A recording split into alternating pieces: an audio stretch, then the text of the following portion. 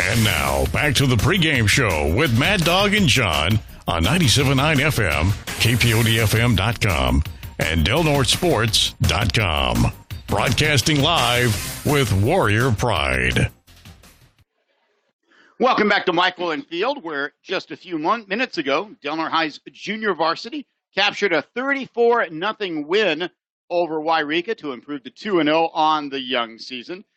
Warriors got a pair of touchdowns from R.J. Lofton in the first quarter, one on a 6-yard run, one on a 16-yard run. Isaiah Paisley scored in the second quarter. Hudden Giddings also put one in from 1 yard out. And then in the fourth quarter, Giancarlo Di Solini hauled in a 25-yard touchdown pass from Connor Price. Warriors go to 2-0 after a 34-0 win. I tell you what I love about that JV squad is they really play pretty much mistake-free football. Not a lot of penalties. They execute very well, and they kind of wear out a JV team. Did a great job. That's 2 touchdowns once again for the big man, R.J. Lofton. He had 3 last game. Parsley jumping in the mix this week. Saw a lot of players get in the end zone today. Great to see that JV team clicking on all cylinders. The JV game was dedicated to Poi Aguilera, who is in Oakland's Children's Hospital being treated for a recently diagnosed serious illness. His teammates brought his jersey out for the captain's meeting before the game, and the win was dedicated to him. Yeah, boy, Poi is such a great kid. You know, I've saw this kid grow up the last 3 or 4 years within the youth sports region, and now he's a freshman here at the high school. You know, he was on the Del Norte Little League All-Star team, part of this JV team, and I tell you what, this Del Norte community is rallying behind you, Poi.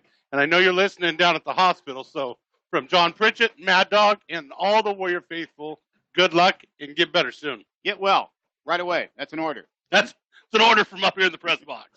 Well, before we take a look at tonight's varsity contest, let's honor the latest members of the Del Norte High Hall of Fame, Ashley Webster and Petra Lorenzi. Mad Dog, these 2 young women really provided an inspiration for many of the Warriors of the past couple of years who took Del Norte High athletics on the female side to unprecedented levels. These 2 ladies are just another example of the extreme dedication and determination of the Warrior volleyball program produces. They have a very steep tradition when it comes to pride, honor, and hard work, and it definitely pays off. And like you said, the last 2 or 3 years, the Warrior girls have really raised their level when it comes to Big 5 and North Coast section. I'm so happy to see these ladies being acknowledged this year. Webster was a white star in 3 different sports, volleyball, basketball, and softball, and was the Big 5 Conference most valuable player in volleyball her senior season. Then she went to college at Shasta and at Chico State, where she was a track and field standout. In fact, she threw the shot put, the discus, and the hammer, and she set the Chico State record for the hammer throw her senior season. Lorenzi was a white star all 4 years as a Warrior in 2 different sports. That may be unprecedented. That is an impressive feat. She was a 2-time volleyball MVP and claimed the honor in softball as well. She played Division I volleyball at the University of South Carolina and is now the head coach of volleyball at College of the Redwoods. Unbelievable to see these 2 go on from Del Norte High School and to perform at such a high level at the college level. You know, Petra Lorenzi, Division I South Carolina Gamehawks, where she was very successful there playing volleyball. So great to see Del Norte alumni come back. And like he says, Petra's still in the North State, coaching volleyball, doing what she loves. And I'm proud to be an alumni of the same school as these young ladies. Now let's take a look back at last week's win as the Warriors traveled to Hayward, just a 7-hour drive away, to take on the team that finished as last year's North Coast Section Division IV runner-up. Score was tied at 7 at halftime. Del Norte scored midway through the third quarter, but botched the extra point. Merrill Catholic scored a minute later and had a chance to take the lead, only to have that kick blocked. The Mariners took the lead early in the fourth quarter, but after that, Del Norte dominated behind its ground and pound attack. The Warriors used the hard running of Kobe Mitchell and Levi Cox-Cooley behind that big front line to march down the field and score from 2 yards out, with Kenji Adams-Lee putting the go-ahead PAT, giving Del Norte a 20-19 lead.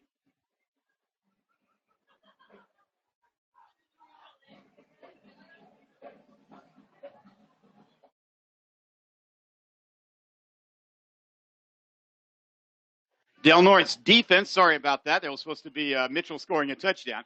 But Del Norte's defense then shut down Moreau Catholic's offense, forcing the Mariners to punt. And Mad Dog, that was an impressive final 6 minutes. Absolutely. The Warriors took over on the 15-yard line with 6 minutes left. Moreau Catholic knew Del Norte was going to run the ball and try to run out the clock. Del Norte knew that Moreau Catholic knew, and Moreau Catholic knew that Del Norte knew, and it's just a matter of time. I talked to the boys this morning, and OJ even said it to his line in that last huddle, in the last drive. He says, hey, this is what we've been practicing all summer for. Let's get it done right now. And boy, did they. Let's see if we have that key play, that last play of the game that salted the victory away for the Warriors. Let's see if we have that clip. Here we go. Kalea has the ball, hands it off. Cox Cooley lowers his head and gets the first down. Did he? Yes, he did. Del Norte will win on the road against Moreau Catholic. The clock is going to run down, and our final is going to be Del Norte 20, Moreau Catholic 19, as the Warriors celebrate on the far side of the field a big win for first-year coach Nick White. A long way from home, Del Norte's players gathered after the final horn to celebrate an important victory, while first-year coach Nick White celebrated his first win with his staff, including his brother Chris. Well, John, the more I reflect, the more I realize how big of a win for this program that was. There were a lot of questions answered for me last week. Number one, could Coach White maintain discipline and pride with the Warrior way? I say check yes. He did a very good job at that. And can this senior-heavy squad adapt to a new offense? Check. Yes, they did very well at that. And will Coach White truly lean on this line to win games? Check yes. 51 rushes later, I think that was definitely proven. So I'd love to see all that. And, a lot of questions were answered last week in that win. And I think Coach White did a great job. His report card, Mad Dog's report card, he got 3 A's in those categories. And, this victory opened some eyes up and down the North Coast, especially those who wondered if this team could compete without the departed Sebastian Puente and Ethan Price. They did an absolutely fantastic job filling that spot. You got 4 running backs right there that can fill those shoes, and they're all doing a great job. You're listening to the Warrior Pregame Report. John Pritchett, John Horner with you from Mike Whalen Field on Hall of Fame night. Still plenty of time to come down, enjoy tonight's game, and enjoy a hot dog or a hamburger or a cheeseburger meal with the proceeds going to support the Hall of Fame program at Del Norte High. And Mad Dog, the one and only Louis Nova is your chef tonight. I tell you what, I went down there and saw Louis, and I asked for a double cheeseburger. He only gave me a single one. Couldn't believe it for the $5, but I tell you what, great burgers. You go to a lot of places for hamburgers and stuff like at football games. Those guys down there, they tailgate well with cheeseburgers. You still got time. Come on down. Support the Hall of Fame crew. Give Coach Nova all the heck you want and pick yourself up a cheeseburger. Hamburger, cheeseburger, hot dogs. All $5. $5, you get a drinks and chips to go with it. So let's turn our attention to tonight's game against Yreka, which will be playing its first game of the season tonight. These two teams know each other well, having played each other 4 times since 2014. Last season in Yreka, Del Norte destroyed the Miners 44-0. Yreka is a team with a great football tradition, but it has really struggled the past few years. Following the departure of Coach Orland Culp, Yreka has a new head coach, the man who was the defensive coordinator for 10 years for Coach Culp. That's Brian Waggy. I talked to Coach Waggy before the game, and he said that after Coach Culp stepped down, he took a break. He was out of the game for 4 years. The opportunity came up, and he said he wanted to coach this team. It's his alma mater, and he really likes his team's speed. And players are buying into the new spread offense that he's installed, and that offense is triggered by quarterback Trey Seltzer. He's not all that big. He doesn't have the greatest arm, but he is a returning starter, and according to the coach, he brings a lot of leadership and a lot of intangibles to the position. Jake Peterson is the team's top returning running back. For Del Norte, Coach White, his team's challenge this week is as much mental and physical. Last week, the Warriors were playing a high-caliber team with championship hopes. That's an easy opponent to get up for. We asked Coach White if his team stayed focused on the job ahead. Honestly, we're just worried about ourselves this week, just getting better every single play. The kids are excited about the home game, so we want to defend our home turf every time we come here. And it's just getting the team better, execute every play, execute our game plan on defense, and that's what we're focused on this week. Coach, after taking a look at the film, what were you most happy about in last week's win? I would say our physicality up front, defensively and offensively. When we needed to play, we got it. The last drive was all running. We ran the clock out, and that's just because we were physical up front, and our running backs ran hard. And also defensively, we had 10 tackles for a loss. And that starts with the D-line, and then heads to the linebackers and DBs, helping them out. So physicality was definitely number one, and we're going to try to continue that tonight. Other side of the coin, what do you come into this week wanting to work on after watching last week's film? I think penalties was a big one. So cutting down on the penalties, being more precise with our first step, especially offensive line-wise, getting in the position where we can keep our hands inside, and hopefully we can pass the ball a little bit better than we did. We'll try definitely to pass a little bit more tonight. Having fun? Of course. Football's always fun. It's fun hanging out with the kids. Thanks, Coach. All right, thank you. Coach Nick White was here on the Warrior pregame show. Kickoff is about 10 minutes away, and we're going to be back with the starting lineups and keys to tonight's game right after this. We're broadcasting live with Warrior Pride. You're listening to Del Norte Sports. There's more to the pregame to come. Follow the Warriors online at kpodfm.com or delnortesports.com. Broadcasting live with Warrior Pride. We'll be back with John and Mad Dog in just a couple of minutes. Life can change in a heartbeat. A traffic accident, a sports injury, a heart attack or stroke. Suddenly, your world turns upside down. When you need attention quickly, turn to Sutter Coast Hospital's 24-hour emergency room. Skilled emergency doctors and nurses here offer compassionate and immediate care. Located in Crescent City, right off Highway 101, turn to Sutter Coast Hospital, serving the North Coast region for more than 30 years. When you choose L&L Design and Construction, it's a game changer. They can do it all. New home construction, site development for manufactured homes, and remodels, large or small. L&L Design and Construction is the real deal. They're local, reliable, and love this community. When it comes to design and construction, choose the LaFazio family at L&L. Start planning for spring today. Call 707-465-6432. And now, back to the pregame show with Mad Dog and John on 97.9 FM, kpodfm.com, and delnortesports.com. Broadcasting live with Warrior Pride. Welcome back to Mike Wayland Field on Hall of Fame night. Hamburgers and hot dog meals available at the west end of the facility, and Del Norte playing host to Yreka in non-conference football action. Earlier tonight, Del Norte's junior varsity went to 2-0. With a 34-0 victory over Yreka. That brings us to the starting lineups, brought to you by delnortesports.com. Check out delnortesports.com. Now looking at the starters for the offense for Del Norte High. It all starts up front with the big guys on the right side of the line. The guard is number 57, Tanner Forkner. He's a junior, 5'10", 205. The tackle, sophomore, 5'11", 250 pounds, Sam Showerman, number 54. 3-year starter, Luke King is your center. He's a senior, 5'11", 265. Left guard, Anthony Slayton, senior, 6'2", 220. And the tackle, number 55, Timmy Thompson, senior, 6'1", 240. The tight end, number 8, Connor Long, senior, 6'4", 200 pounds. Wide receiver will be Caleb Price. He's just a junior, 6'5", 200 pounds. The running back, number 21, Levi Cox-Cooley. He's a junior, 5'8", 175. He rushed last week against Moreau Catholic for 123 yards and a touchdown. The fullback, Kobe Mitchell, senior, 5'11", 215. He had a whale of a night, rushing for 130 yards on 16 carries. That's about 8 yards a pop, and scoring 2 touchdowns. Quarterback, number 12, O.J. Kalea. He's a senior, 6 foot, 200 pounds, 4-6 passing last week against Moreau Catholic.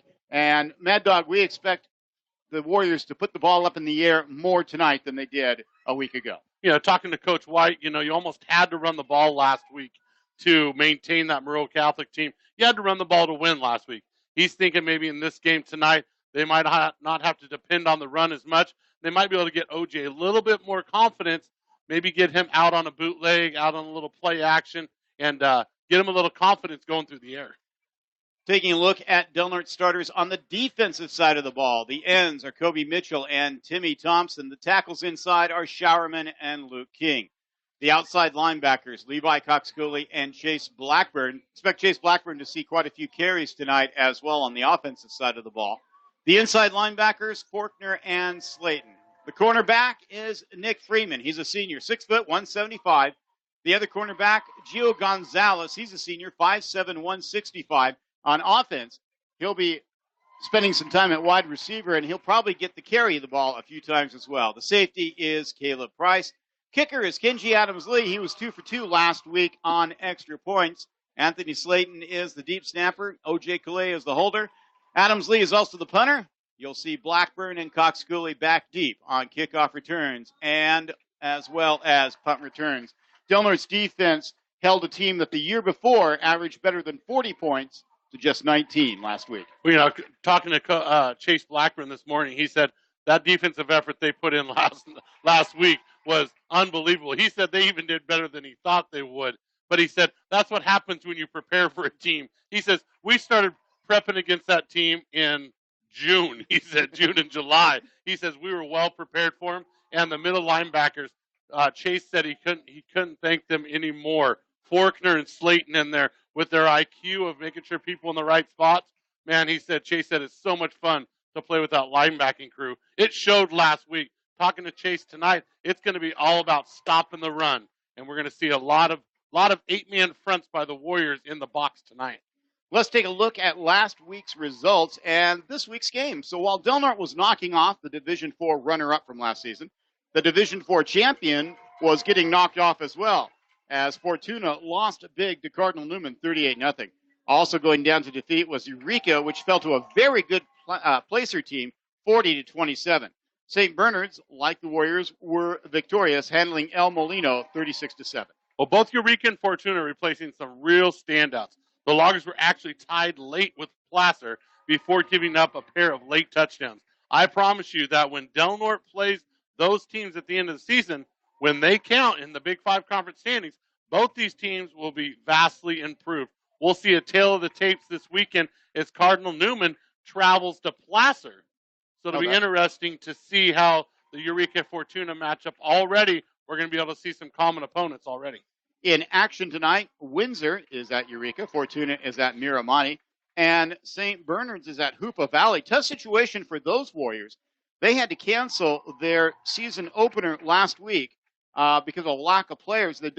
Three of the players had been into an auto accident and were injured, could not play, so they had to cancel that game. But they are on deck for tonight as the Crusaders come to Hoopa Valley. Well, shorthanded or not, Hoopa Valley will be geared up for St. Bernard's. But the Crusaders almost undoubtedly have to have much more firepower. You're looking at that Hoopa squad. They were down 2 for injuries, 3 for the car accident. They went down 5 within a matter of 24 hours last week.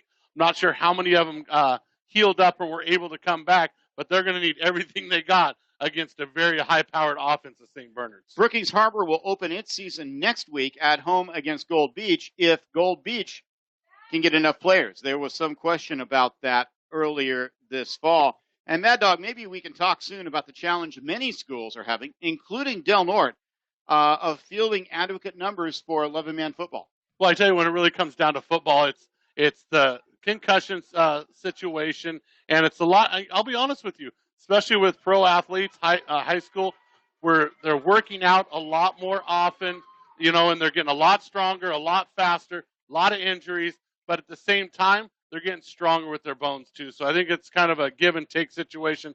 I love high school football. I know these kids love to play. It's a great learning lesson for them, but a lot of the parents are kind of gearing towards different sports during this time of year. But the other thing that's happened is almost every school of any real size has soccer teams now. And that probably, you figure that takes, 6, maybe 10, maybe a dozen players that would have normally been playing football previously had been playing football, they're now playing soccer. And you're getting a lot more spread out. You got a lot more charter schools. You got a lot more homeschooling going on in a lot of different areas. So like you said, the enrollment's not up in the schools. So it's a perfect storm, to say the least, when it comes to the idea of football kind of taking a little bit of a decline. Captains have come out onto the field, and for the Warriors, it's going to be Blackburn, Slayton, King, and O.J. Kalea. That brings us to Mad Dog's keys to tonight's game. And Mr. Horner, let's start. What are the keys to the Warriors on the offensive side of the football? I think just stay in the groove they got into last week. I think we got to stay away from that big penalty first half. My goodness, you're playing a team that you should be able to execute against.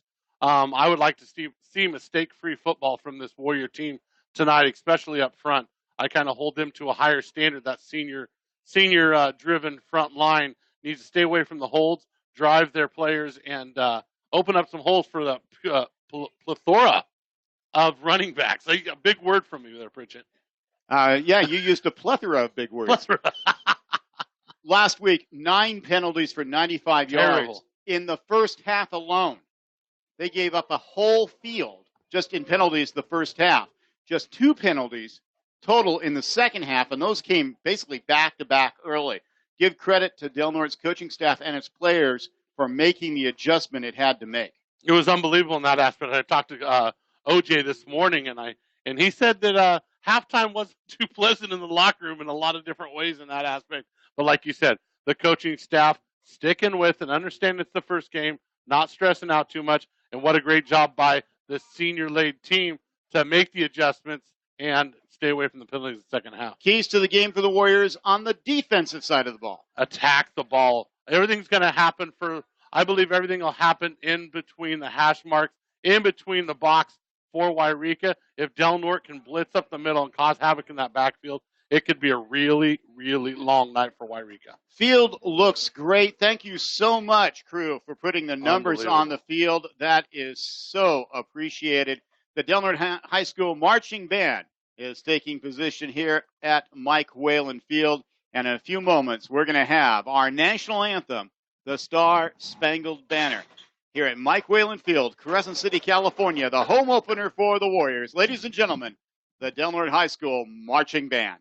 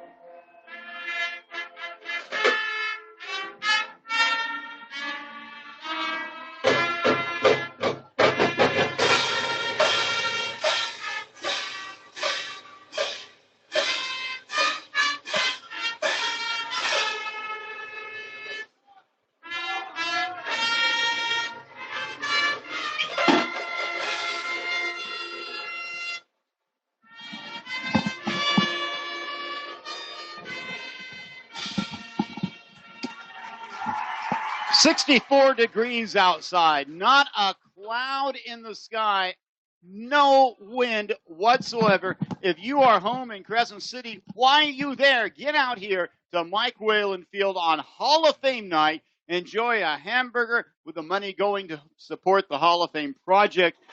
Warriors will receive the opening kickoff after Yreka won the coin toss and elected to defer. John, you couldn't say it any better. It is a gorgeous night. You couldn't have, it's picture perfect. Not a breath of wind here in the middle of, at the beginning of September, end of August, and it's actually halfway warm. You don't even have a jacket on yet, John. No, but probably about halftime I'll have to put the jacket on. But a beautiful night for football. Warriors are going to be in their all blue outfits with the gold trim, gold numbers. Yreka in their white jerseys, gold pants with the red numbers and red stripes. Del Norte 1-0 on this young season after knocking off Moreau Catholic last week, 20-19. Yreka 0-0. This is their season opener, and it's unusual. Del Norte is going to have 3 straight opponents, and it's going to be the opponent's season opener in all 3 cases. I guarantee you can't plan that very, very much better than that. All the teams, but at the same time, you don't get to see film on a team for the beginning of the year. Coach White saw the struggles of that as he started to dig for film, and you had to go back to last year to get film on your opponent. Cox Cooley will be on the left. Chase Blackburn will be on the right. Kicking for Yreka will be John Hunt. Kicking west to east, left to right. And ladies and gentlemen, we are underway. Kind of a pooch kick. It's going to be taken by Gonzalez at the 28-yard line. Stutter steps away 1 tackler from a second, from a third, and goes out of bounds at the 40-yard line where Del Norte will take over 1st and 10 as we start this contest. And by the way, kudos to one and only Mike Horner. The JV game did not have a clock. He found a way to get it fixed. Mike Horner stayed down there for the whole JV game trying to tinker around with all the wires to try to get some kind of scoreboard up there. And sure enough, after the JV game, restarted something, and we got a scoreboard. Caleb Price goes out wide to the right. Going in motion is Blackburn. Back to pass is O.J. Kalea. The senior throws. Got a wide open receiver. It's caught at the 40-yard line. Making the catch is Levi Cox Cooley. 1st and 10 for Del Norte. There's a wheel route out of the backfield for Cox Cooley and a perfectly thrown ball by O.J. That was good for 22 yards. 1st and 10 for the Warriors in minor territory at the 37-yard line. We're just underway on the Sutter Coast Hospital scoreboard. First possession, 2nd play of the night. The Warriors come to the line of scrimmage.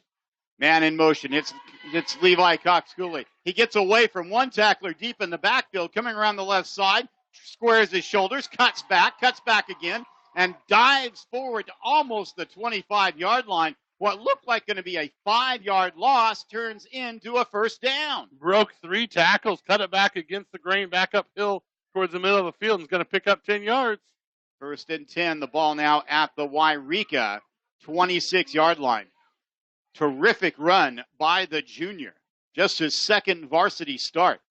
Kalea goes under center. Handoff right up the middle. That's Kobe Mitchell. And he's going to pick up yet another 1st down for Del Norte, almost to the 15-yard line. John Pritchett, that was a huge hole that opened up in the middle of that line. Pritchett, you could have ran for 10 yards on that one. Let's not get carried away here. Great hard run by Mitchell, 11-yard gain. Mitchell was so alone that normally Kobe looks for somebody to run over, and there was nobody around. What a great hole. The line blasted open right there. Center Luke King goes over the ball. Kalea behind him. Back to pass. Straight drop. Throws it. Trying to hit Price. Tries to pull it in with one hand and can't do it. Good defense by the Miners on that play. And for the first time tonight, we're going to have 2nd down. Well, I tell you what, looking at that play, I bet you OJ wants that one back a little bit. Definitely a size mismatch on the outside. Maybe a little bit more air underneath that one to the corner of the end zone. Caleb might have been able to go up and get it. Ball back on the 16-yard line, right in the center of the field. Warriors getting ready to break the huddle. Price goes out wide to the right. He'll be the lone wide receiver. Now Blackburn shifts out as a wide receiver. Split backs. Blackburn goes in motion. Pitch play to Blackburn. Cuts it up behind blockers and will get to the 15. Nice effort by the Miners in this case. That was Skylar Conrad. We do not have sizes or weights for the Miners. In fact, until this afternoon, we didn't even have a roster as Yreka was scrambling to get things together at the last minute. New coach, Coach Waggy's trying to get her all started, trying to get her going, but he got his team here. That's 3/4 of the battle, John. 3rd and 9, no score on the Sutter Coast Hospital scoreboard. Kalea goes under center. Blackburn in motion. Now he goes back, and somebody jumped. Well, is it Del Norte? Could have been an offensive lineman. Looks like the defense was pointing at one of the linemen. And guess what? The referee agrees. First penalty of the night. It's going to bring up, instead of 3rd and 9, it's going to 3rd and 14 back at the minor 20. 9:43 to go, first quarter. Next week, we'll be back here at Mike Whalen Field as LaSalle Prep out of Milwaukee, Oregon, suburban Portland, will come to visit. And that should be a whale of a contest. That's a decent program out of there, one of the bigger schools. Blackburn in motion. He gets a pitch going around the right side, trying to weave his way. Price with the block. Penalty flag goes down. Blackburn got the first down, but they may call holding on Caleb Price. Penalty. Oh, way out there. Gotcha. On the wide receiver. On the wide receiver who was blocking, they may say he got his hands outside of the would-be tackler's shoulders, and that is indeed what it is, holding. It'll be from the spot of the foul, and the flag is sitting exactly on the 10-yard line. We'll repeat 3rd down from the same spot. The guy with the yardage marker hasn't even moved, so it's going to be right back to the 20, it looks like. They put it exactly on the 20. So we're back to 3rd down and about 14. Warriors have to get to the 4. Good hard run by Blackburn right there. Blackburn was on the Blue and Gold show this morning on KPOD at 6:45. Every Friday morning, you can catch the Blue and Gold show. Blackburn goes in motion to the far side of the field. Back to pass is Kalea. Screen pass to Cox Cooley. Going down the left side, gets a huge block from King. Another penalty flag. Cox Cooley bounces off a would-be tackler, turns around and steps into the end zone. But let's see what the penalty is. The flag is on the 11. And this one's going to come back. Holding Del Norte. Is it holding or blocking the back? Block in the back. Block in the back. It was a screen pass when the lineman got downfield and looked like one of the defenders turned to make the play and just accidentally pushed him in the back right there. So take the touchdown and another terrific run by Levi Cox Cooley off the board. That drops it back to the 21. So we've seen a repeat of last week as Del Norte comes out committing penalties like they're going out of style. 3rd and 15 now. 3 penalties already for 25 yards. Price goes to the right side, the wide side of the field. OJ under center. Handoff to Gonzalez on a counter play, and he gets it to the 10. That's going to bring up 4th and 4. And so Coach White has some options. He can kick the field goal. Gonzalez has been good, but he's not wasting a second. He's going to go for it. Here comes Cox Cooley into the game. Gonzalez comes out after a good run on 3rd and long. And that has as much confidence in his offense as it is with his defense, knowing that if they don't get the first down, at least you're pinning the Yreka Miners deep, and he knows the defense can get him the ball back. Make it 4th and 5. Pitches it. Cox Cooley at the end zone, dives forward. He gets the first down and just inches away from pay dirt. The junior did everything he could to get in the end zone, and they mark him just maybe a foot short. You know, I love that play right there when OJ pitches it back to Cox Cooley and then leads the block through the line. How many quarterbacks you know that has the lead blocker on the goal line? Okay, here's my call. OJ Kalea right behind King. Nope. Same play to Cox Cooley. He walks into the end zone. Touchdown, Del Norte. Levi Cox Cooley, his 2nd touchdown of the season. What a great job by Cox Cooley. And once again, OJ led the way with the block. You got to love the spirit of that quarterback right there. That touchdown's brought to you by L&L Design and Construction for home and remodels and new construction. Call 707-465-6432. That's L&L Design and Construction. Kenji Adams-Lee on for the extra point. He was 2 for 2 last week. There's the snap. It's low. So Kalea has to just throw it up, and it's going to fall incomplete. Not the best snap in the world by Anthony Slayton. And so Del Norte takes the opening drive and goes 60 yards punches it in with Levi Cox Cooley scoring from 1 yard out. With 8:08 to go here in the opening stanza, it's Del Norte 6 and Yreka nothing. Well, just as we expected, Del Norte offense was able to do what they wanted to on that drive when it came to executing against the Miners defense, but penalties kind of slowed them down a couple times. Great execution on 4th down and a great job down the stretch there. Perseverance paid off here at home. Warriors lead 6-0. Next week, we mentioned that LaSalle Prep will be coming to visit us. It's a 5A school. That's pretty big. I just looked it up. Yeah, there's 6A is the biggest classification in Oregon. 5A would be equivalent to most of the Southern Oregon teams. Okay, gotcha. Like North Medford, South Medford? Yeah, most of them are 5A or 6A. Eagle Point's 5A. Ashland is 5A. So a good-sized school. Last year, LaSalle Prep was 6-4. They reached the first round of the state playoffs, and they got some players back, including Zachary Quiones.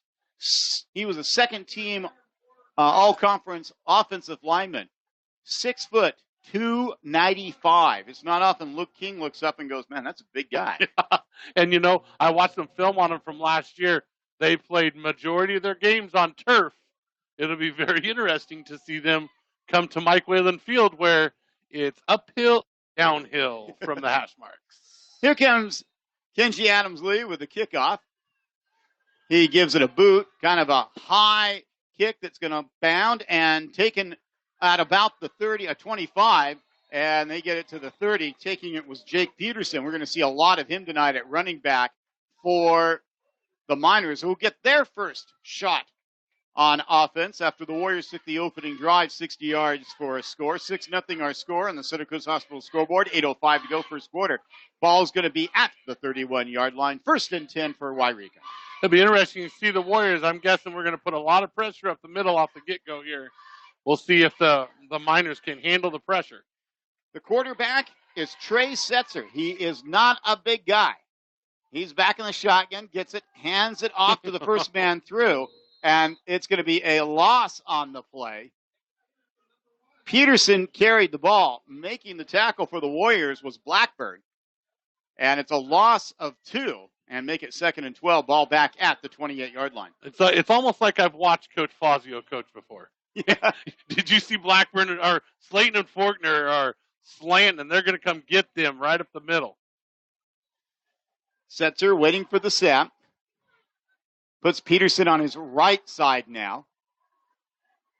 The senior calling the signals, gets it, hands it off on a sweep. Slayton. And Anthony Slayton just came blitzing through, making the tackle, carrying the ball with Skylar Lane. It's going to be 3rd and long with the ball now at the 25. 2 plays from scrimmage for the Miners, 2 losses in yardage. The closer that play got to be developing, the more Slayton inched towards the gap he knew it was going to go. Unbelievable scouting, unbelievable IQ of Slayton, almost like he knew exactly where that ball was going to go. 3rd and long. Setzer, 5 yards behind the line of scrimmage, has it. He's going to take it himself around the left side, looking for some room, and Chase Blackburn tracks him down. And in fact, the ball comes out. Blackburn takes it into the end zone. And what's the signal? The referees are going to confer. They throw their hands up the air. Touchdown from 15 yards out on the fumble return. What a great job by Blackburn. The scoop and score from Blackburn. Let's say it in the words of his grandfather, legendary voice of the Warriors, Chuck Blackburn. Holy Toledo! Look at him go! Right down the sideline here at Mike Whalen Field. You got to love it, Chase. Great job, kid. So here comes Kenji Adams-Lee for the extra point. He's still 2 for 2. The right-footed kicker awaiting the snap. This one's low, but Kalea is able to pick it up, and the kick is good. So, about a minute and a half after Del Norte scored its first touchdown, it scores its second with 6:39 to go here in the first quarter. It's Del Norte 13 and Yreka nothing. Coach Foz came and gave him the big high five right after the get-go. Not only did he make it outstanding athletic tackle, stripped the ball, and took off down the field with it. Super athletic play. And I talked to Blackburn this morning, and he said these linebackers are going to be super aggressive.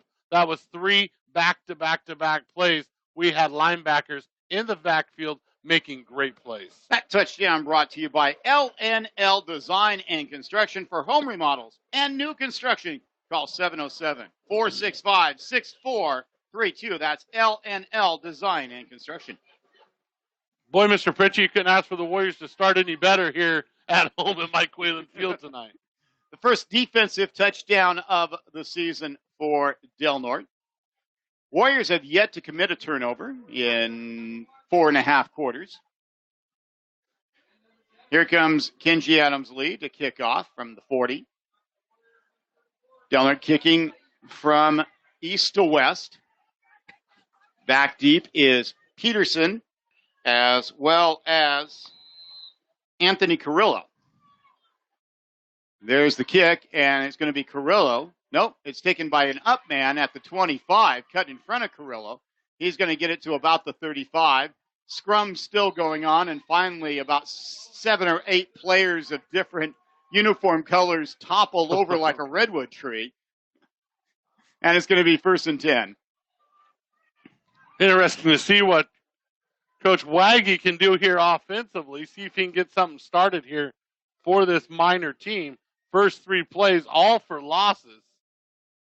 And a Del Norte touchdown. Del Norte touchdown. 13-0 on the Santa Cruz Hospital scoreboard halfway through the first quarter. They're going to spread it out here. Single back. 3 wide receivers to the right. Back to pass Assessor. Here comes the pressure. Gets away from it. Rolling, throws, and it's dropped. It hit Skylar Lane right in the hands. It would have been a pickup of about 20 and into Del Norte territory, and instead it falls harmlessly to the turf here at Mike Whalen Field. 2nd and 10 coming up. Great pass right there in the backfield by Seitzer, and he hit his target right in the hands, Lane right in the hands, just unable to come up with it.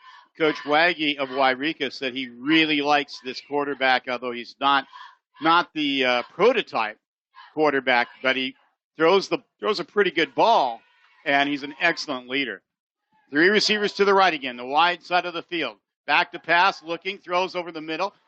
Oh, and a ball's incomplete. Tried to hit Carrillo, and lighting him up was Caleb Price. Great job by Price right there. Timing his hit right there. The quarterback threw it a little bit high, exposed his ribs, and I tell you what, Caleb Price probably knocked the wind out of that receiver. 3rd and 10. Ball still at the Yreka 40. It's called the 46. Setzer. Here comes the blitz by Del Norte. Rolling, and Slayton with his 2nd sack of the night. Back at the 25-yard line. They're going to mark him at the 30. And we do have a penalty flag on the far side of the field. If it's against Yreka, it'll be declined. Encroachment. We get a warning. Sideline warning. So a loss of 7 yards on the play. Sideline warning given to Yreka. And one would assume the punt team will come out here on 4th and about 20. Back deep will be Levi Cox-Cooley and Chase Blackburn. They're going to go back to their own 35.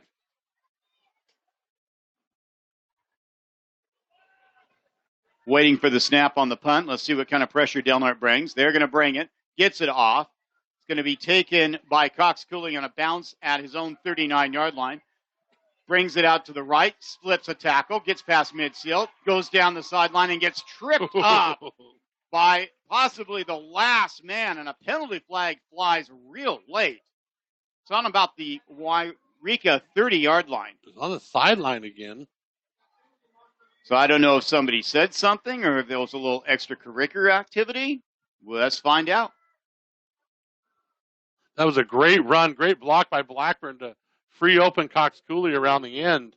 And like you said, took a shoestring tackle.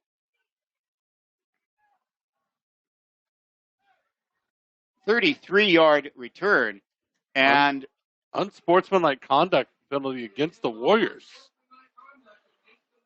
No, that's uncharacteristic from the Warriors. 15-yard penalty from the 40. It's going to put the ball back to from the 30, so it's going to put back to about the 46-yard line of the Miners. First time Del Norte had possession of the ball, it went 60 yards and punched it in the end zone. This time it's taking over from the Yreka 46. Tight formation, back to pass is Kalea. Sets up, looking, has time, throws, trying to hit Gonzalez, catches it at the 20-yard line. First down, Del Norte. What a throw. And it was into double coverage, but if you throw it absolutely at the exact place you need to throw it, you can beat double coverage. That was a gorgeous pass by OJ. Pressure, got hit as he threw it, and right over the outstretched hands of the defender, right into the breadbasket of Gio Gonzalez. First and 10 for the Warriors at the Miner 15-yard line. 31-yard pass catch. And into the game for Del Norte, did I see number 20? As the Warriors break their huddle.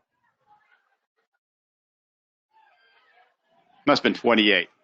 Must be Kobe Mitchell. Here we go. Fakes the handoff. Counter play. Coming around the left side is Gonzalez and gets taken down at about the 11. So it's going to be second down and about 6.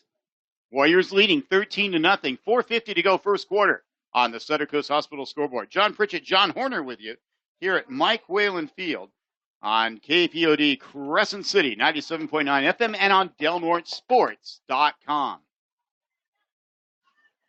See if the Warriors can punch another one in here. Price comes out wide to the left, the lone wide receiver. Back to pass, throws to Price, catches it on the 5, steps into the end zone, touchdown, Del Norte. Caleb Price with his first touchdown of the year from 15 yards out. Great job by Caleb right there. A little slant pass right there. He caught the ball at about the 3, leaned in, and scooted right in for the touchdown. A nice little timing play. Coach White wants to build some confidence with his quarterback and his receivers. Those slant passes can be big down the stretch. Great execution by the offense. First touchdown pass of the year for O.J. Kalea, his 11th of his Warrior career. And Kenji Adams-Lee knocks it between the goalposts for the extra point. And so with 4:25 to go here in the first quarter, it's Del Norte 20 and Yreka 0. Your touchdown brought to you by L&L Design and Construction. For remodels and new construction, call 707-465-6432. Other results from last week in Big 5 conference games. Of course, Del Norte was knocking off Monroe Catholic 20-19. Cardinal Newman was knocking off Fortuna. The final was 38-0. Placer beat Yreka 40-27. That game was much closer than the final score. It was tied at 27 about midway through the fourth quarter. And Placer, which is a six-time defending conference champion, scored a couple late TDs. And then St. Bernard's knocked off El Molino. The final was 36-7. Petaluma, who Del Norte will be playing in a couple weeks, lost to, how do you pronounce that? Which one?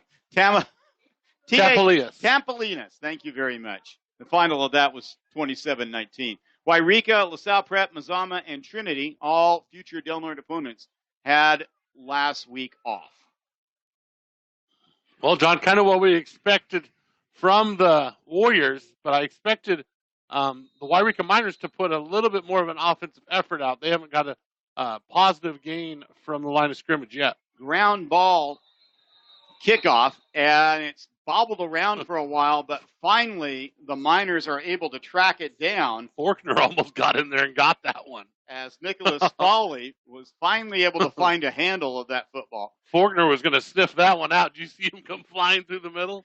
First and 10 for Del Norte at the 31. For Yreka at the Yreka 31-yard line. 20-0. Warriors in front. And this is the first game of the season for Yreka. New head coach, new offense, new defense, and obviously some growing pains. Sets her back to pass, rolling out to his right, trying to get away. Gets hit hard as he goes out of bounds. Lowering the boom for Del Norte was Tanner Forkner.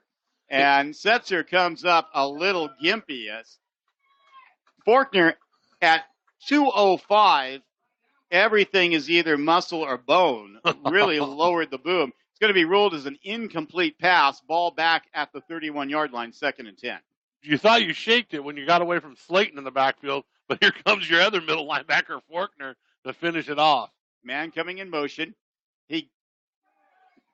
No, they don't give him the ball. Instead, they try to give it on a counter to Peterson, and that doesn't go anywhere at all. It's Forkner and Slayton this time. Sharman in the mix right there, the tackle. Coming in, and they all combined forces. And now it's 3rd down, and let's call it 12. Ball back on the other side of the 30 now to the 29. 20-0. Warriors in front. 3:45 to go in the first quarter. Setzer back to pass. The right-hander throws it out to the flat to Peterson. He's trying to weave his way, and he'll get back to the original line of scrimmage, maybe a yard past that before he is brought down. There at the bottom of the pile for Del Norte was Forkner again.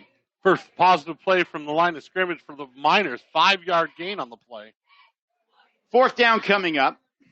And Blackburn slowly jogs back. And he'll be there by himself this time. Now there goes Price. Will join him. And we're going to have a timeout called on the field by Yreka. Miners had 8 players on the field. You need more than that. Good for the coach to recognize. Warrior Athletics brought to you by members of the legendary Sportscasters Club, which includes Elk Valley Casino, where there's always big game ahead. Hemmingson Contracting for all landscaping, paving, and road construction projects. Del Norte Tire. As the Barnes family says, our roots are here, not just our branches. H&R Block. Get your maximum refund guaranteed. Hambro WSG. Recycling, storage, truck repair, and waste removal. And Harbrook Jewelers, custom jewelry, and excellent customer service. And by the way, we have a new sponsor bringing us play of the game. And that is courtesy of our friends at Sequake down on Front Street. And I think we can already pick our play of the game. Yeah, I think we can. The Blackburn scoop and score, I believe. Absolutely. I was thinking the exact same thing. Sequake, great pizza.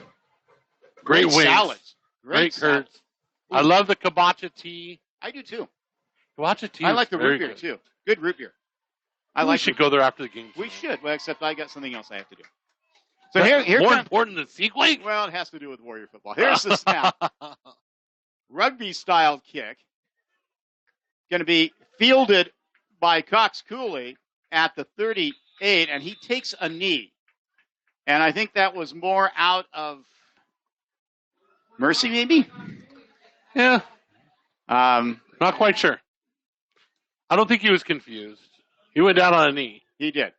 He gave himself up. So Del Norte will take over. 1st and 10, ball on the near side hash mark exactly on the 40-yard line, which is exactly where Del Norte started the first drive of the game. Coach White might have wanted a full field to run some plays, too, at the same time. Price goes out wide to the right. Whistles blow for no apparent reason. And they're going to move the ball back to the 36. 37.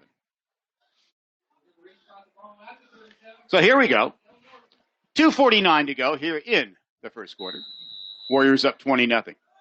Gonzalez goes in motion, and we got penalty flags. Legal motion by the Warriors. Looked like the tight end for the Warriors or one of the line went to pull before the ball was snapped. 5 penalties so far for Del Norte, and we're not even through the first quarter. That is going to be an issue. It was an issue last week when they had 9 in the first half. Pushes the ball back to the Del Norte 32-yard line. Now make it the 33. A little more room to work. Lots of whistles out there. The side judge is trying to get there now. Get it to the 32. That's where I thought it belonged. Price goes out wide to the right. Connor Long splits out as a wide receiver to the left. He's joined by Gio Gonzalez. Blackburn comes in motion. Handoff to Cox Cooley. Spins away and then gets wrestled down. Bulldog, actually, but not until he gets to the 37. So a gain of 5. Let's call it 5, exactly 5. Actually, just a little bit over 5, and it's going to be second down and 10. 3 receivers split out wide to the right this time. Quick pass by Kalea to Gonzalez, looking for some room, gets the first down, gets it past midfield, and he gets taken down at the 48-yard line. Another first down for Del Norte. 14-yard passing catch for Gonzalez. He's got 2 catches for 45 yards so far, and O.J. Kalea is 4 of 5 passing the ball. 3 receivers to the left. Cox Cooley to the right of his quarterback. Throws, kisses it to Connor Long. Trying to find some room, trying to get a first down, trying to get to the 35-yard line. Will come up just short, but another first down for the Warriors. Their 8th first down of the first quarter. The emergence of Connor Long. Great hands and a little bit of speed he showed right there, picking up 12 yards. And remember last week he made a spectacular pirouetting catch. Back to pass is Kalea. He's going to throw deep, trying to hit Price. Price hauls it in at the 5-yard line. But there is a penalty flag. There's a second penalty flag. So let's see what we got. What? She threw 2 of them, I think. Price, a little slow to get up. Price pushed off before the ball got there. I know that was one of them. Question is, what was the second one? The second one was a long time after the play. Right as the ball got there, So Price looked like he got his hands on the defender. Okay, here we go. Pass interference on the offense. Just that one. And so that's going to come back. Good pass by OG. I think, Caleb looked like he might have been just trying to slow down a little bit, kind of come back and get that one, and just made a mistake, put his hands on the back of that defender and kind of pushed him in the front. So instead of first and goal from the 5, instead is going to be first and, as they march it back, to the 50, make it the 49-yard line. Great news from an update from Fortuna, as Fortuna's leading Miramonte 19-14 with 3 minutes left in the half. Back to pass, Kalea swings it out to Gonzalez.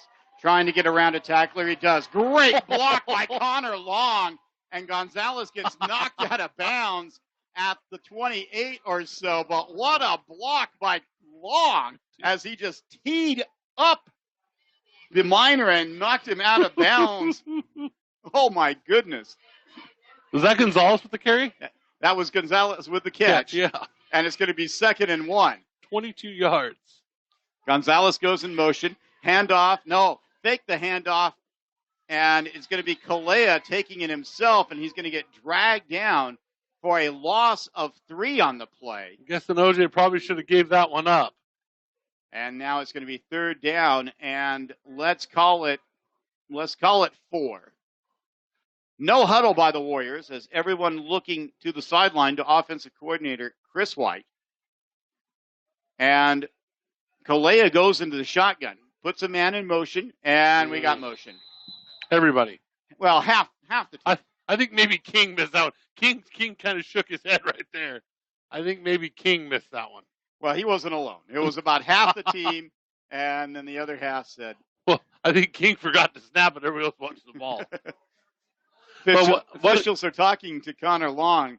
Maybe hey, don't hit him quite so hard next time. So what was 3rd and 1 is now 3rd and 9, and timeout is going to be called by Yreka with 1:08 to go first quarter. Warriors up 20-0 on the Center Coast Hospital scoreboard. Can you imagine the ramifications? Bring them back up that Fortuna game.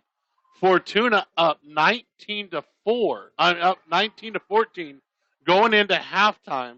If we can pull out a win, like we pulled out a win against Monroe Catholic, if they can travel down to the Bay Area and beat Miramonte, it always bodes well when it comes to around to North Coast section time when you get big wins against quality programs down in the Bay Area. So we'll be rooting for the Huskies here in the second half in that game. Warrior Athletics brought to you by members of the legendary Sportsmasters Club, which includes England Marine, where fishing, marine, and outdoor equipment is available. Go Warriors. Mary Dorman at State Farm, here to make life go right. And Suburban Propane, their business is customer satisfaction. 3rd down and 10. And I see a friend from Mazama sneaking in here, some little bug. Get out of here. Hate bugs. Hate bugs. We're going to be in Klamath Falls here in a few weeks as Del Norte takes on Mazama. 4th time in about 5 years, I think. That's become a good rivalry, good program there for Coach Leash.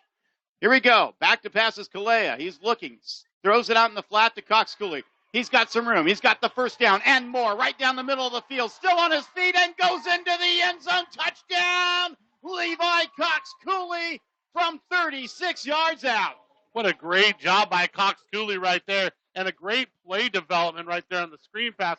Slayton downfield blocking, and Cox Cooley, a couple jukes and jives in the middle of the field, into the end zone, 36-yard touchdown. 57.7 seconds to go. Warriors now up by 4 touchdowns here in the first quarter.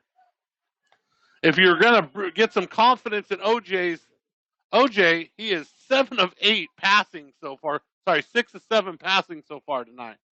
Great job by OJ. Great execution. Kenji Adams-Lee in for the extra point. He kicks it. It sails deep in the middle. Oh, Gio Gonzalez coming in for the extra point. And they both looked just as good, didn't they? You know, I talked to Coach Slayton during practices, and he says they both kick about the same. He said, if anything, we get Gio a break on the sideline for kicking. But he says both of them kick the ball very well. It's great to get Gio out there to get him a couple kicks in case something ever happens to Kenji. So, 36-yard touchdown pass from O.J. Kalea to Levi Cox Cooley, his 2nd touchdown of the night. And the Warriors lead Yreka 27-0 with less than a minute to go here in the opening quarter. Next week, volleyball action gets going big time as Del Norte on Tuesday will travel down to Gold Beach to take on the Panthers. And then your chance to see the Warriors here at home will be on Thursday night as St. Bernard's comes to Tunin Gymnasium. JV's at 5:30, varsity to follow. A young volleyball program this year is kind of 500 through the first 2 tournaments, doing a good job, battling, and it'll be exciting to see that team progress as the year goes on.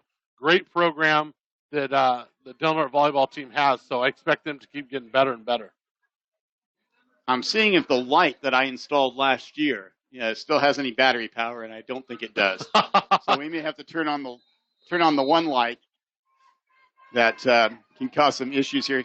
There's the kick from Gio, and it's nice rolling grab at the 30 by the Miner. And so that'll be where they'll take over 1st and 10. Del Norte now with 9 first downs. Yreka with 0. 27-0 your score on the Sutter Coast Hospital scoreboard. Just under a minute. We're still in the first quarter, John. JV's won tonight as well for Del Norte, 34-0. Coming into the game for the Warriors is Chance LaFazio. He'll take over inside. Setzer, the quarterback, running for his life, now scrambling to his left, sets up, throws, and it's intercepted. Intercepted by Del Norte. Picking that off was Noah Yang, number 50? 60. 60, okay. That's Garrett Holmes. Is he excited or what coming off the field? And the ball was tipped at the line of scrimmage. There is a penalty flag that flew late. Look at him come off the field. Garrett Holmes, big pickoff, big turnover for the Warriors right there. Fired up and ready to go. So we'll sort out what the penalty is. Personal foul against the Miners. First penalty of the night against Yreka. That'll be the 15-yard variety. That's the 2nd turnover of the evening for Yreka. The first one was Chase Blackburn's scoop and score. So along with the interception, the 15-yard penalty puts the ball at the Yreka 20-yard line, and Del Norte will take over. Already up 27-0.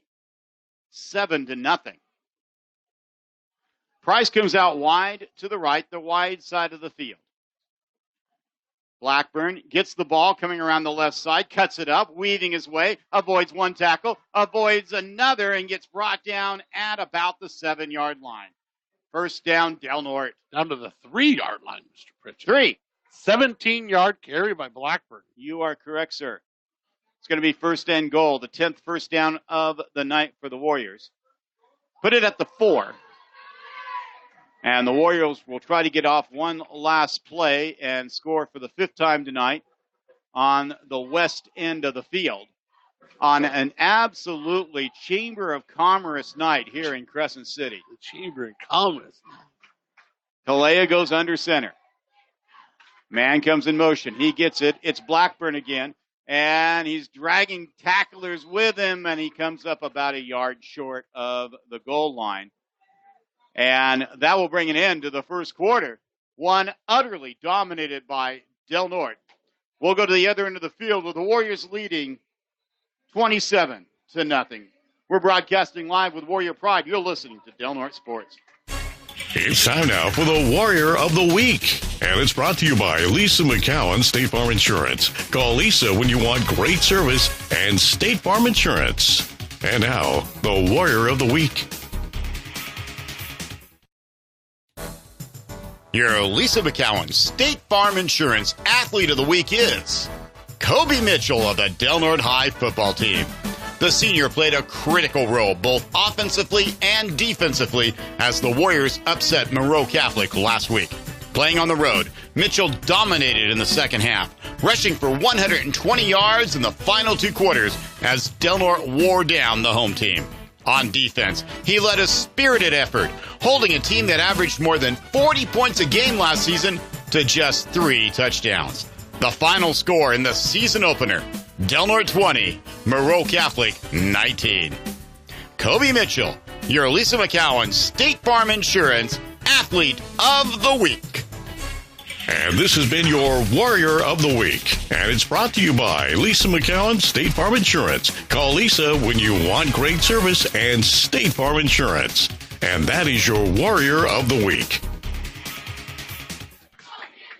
27-0 our score in the Center Coast Hospital scoreboard. Warriors in front over Yreka here on Hall of Fame night at Mike Whalen Field on the campus of Del Norte High School, and Warriors getting ready to punch it in again. It's going to be second and goal with the ball at, let's call it the 2.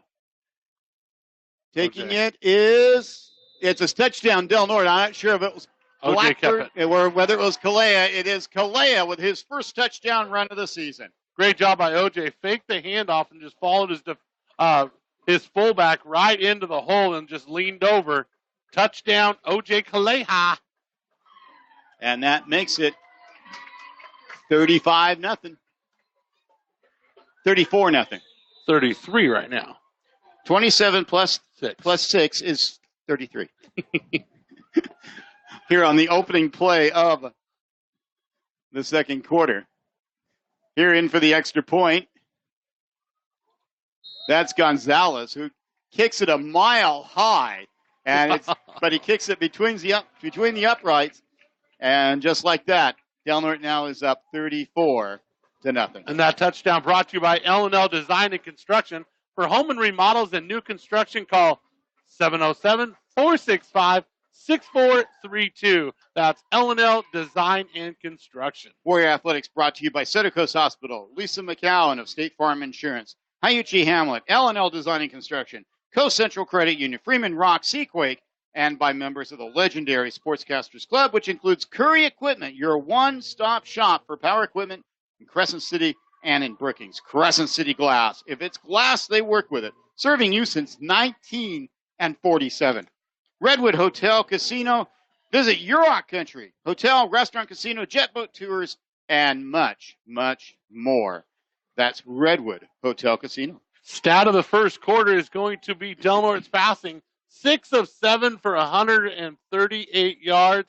Coach White said he wanted to get some confidence in his quarterback tonight. I think he did just that there in the first quarter. Last season, Kalea completed just 46% of his passes. I'd have to get out my calculator real quick and figure out what the percentage is, since I can't add That's why I do the stats, folks. At home, that's why I do the stats. I can figure this out. 6. Here's the kick. It's taken at the 40, and that is exactly where the Warriors bury the receiver, Connor Long. First on the scene, helped out immensely by Alex Dodson as well. Miners take over 1st and 10 from their own 40-yard line. So let's see if the Miners can get something going here. Just starting the second quarter. So you say he was 6 of 7. Yeah. 6 divided by 7. That's 86% if you round up. That's a good percentage. Great job, John. Way to work for that stat. Del Norte leading. Del Norte leading 34-0, which happened to be the same score of the JV game. The Warriors won that as well. Setzer at quarterback. Hands it off to Peterson, trying to go around the right side. Cox Cooley in pursuit, and he is taken down. Cox Cooley making the tackle there on the far side of the field. Also in on the play, trying to get that. Nick Freeman, number 35. Gain of 4 on the play. Go ahead. Gets it out to the 34-yard line. It's going to be 2nd and 6. Timmy Thompson lost the containment to the outside there. That gave Peterson the opportunity to get to the outside. Yreka quarterback Setzer looks a pass, swings it out. It's caught by Peterson. He avoids one tackle. He's got some room going down the left sideline. Gets knocked out of bounds. Making the play for the Warriors was Dodson. But the best play of the evening by far for Yreka puts them for the first time in Del Norte territory. Faulkner came up pretty aggressive there to make that tackle. I bet you he wished he had that one back. A good 26-yard play to Peterson there. And that is Yreka's first down of the evening. Coming here early in the second quarter.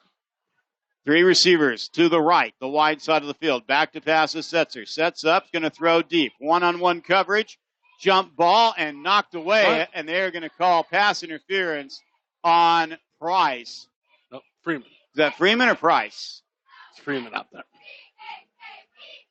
That is Freeman. Price is over here talking to the photographer on the sideline. It'll be hard for him to make the. You are right. Yep. But that was, I thought there was mutual hand checking there by both players, but they're going to end up getting Freeman on the call there on the outside. Both teams were pushing around. 8th penalty already against Del Norte. But giving Seitzer a little bit of time to test Del Norte down the field. Del Norte getting pressured just a little bit here. So that's going to put the ball inside the 20. In fact, all the way down to almost the 15-yard line. 1st and 10. Second first down of the night. This one by a penalty. Warriors with 8 penalties. Yreka with 1, but Del Norte leading 34-0 on the scoreboard. 3 receivers go out wide to the right. Single running back to the right of Setzer. Back to pass is the Miner. Throws over the middle, and they're going to call pass interference again against Del Norte. Against Faulkner, as that was a case where Faulkner was just kind of standing there, and the wide receiver ran into him, and then they're going to call pass interference. Yeah, it was a little crossing route across the middle, and Faulkner just got in the wrong spot at the wrong time on that one. That's going to be one of those, I think, when the coaches go through film session, are going to say, yeah, that's not pass interference. Once you slow it down in full speed, you can probably see where that can be called. Half the distance to the goal line, so it becomes a 7-yard penalty. As the penalties become Yreka's best offense. As Del Norte has now tied last week for penalties in the first half. And we just started the second quarter. Setzer, Warriors showing blitz. Here it comes. Here comes everybody. He throws it out, and it's caught by Peterson. He gets upended at about the line of scrimmage. And it's going to be second down. Great job, open field tackle by Cox Cooley on the outside. Outside linebacker doing his job with the blitz coming. It was isolated one-on-one on the outside. If Cox Cooley doesn't make that tackle, then he's into the end zone. And we have timeout on the field. Not sure why. As the official, the referee,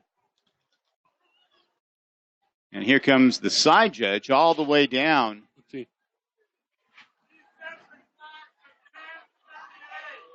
And there was a clock issue. They have to reset it to 10:38. I want to make sure that it's an important part of the game here. Start of the second quarter, John. Start of the second quarter. Warriors up 34-0. Let's make sure we get that extra 11 seconds on or whatever it is.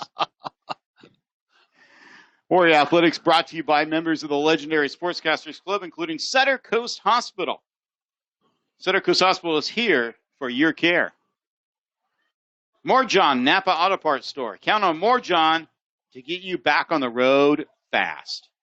Griffin's Furniture, quality furniture at unbeatable prices.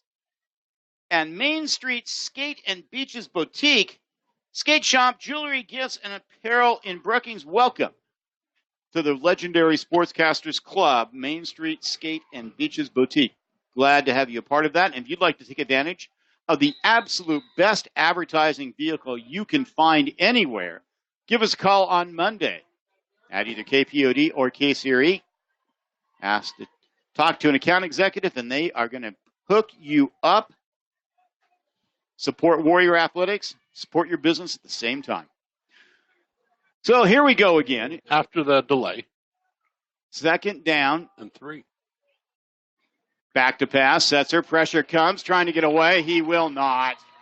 Kobe Mitchell with some help from the one Showerman. and only Sam Showerman, the only sophomore on the team, all the way back to the 20.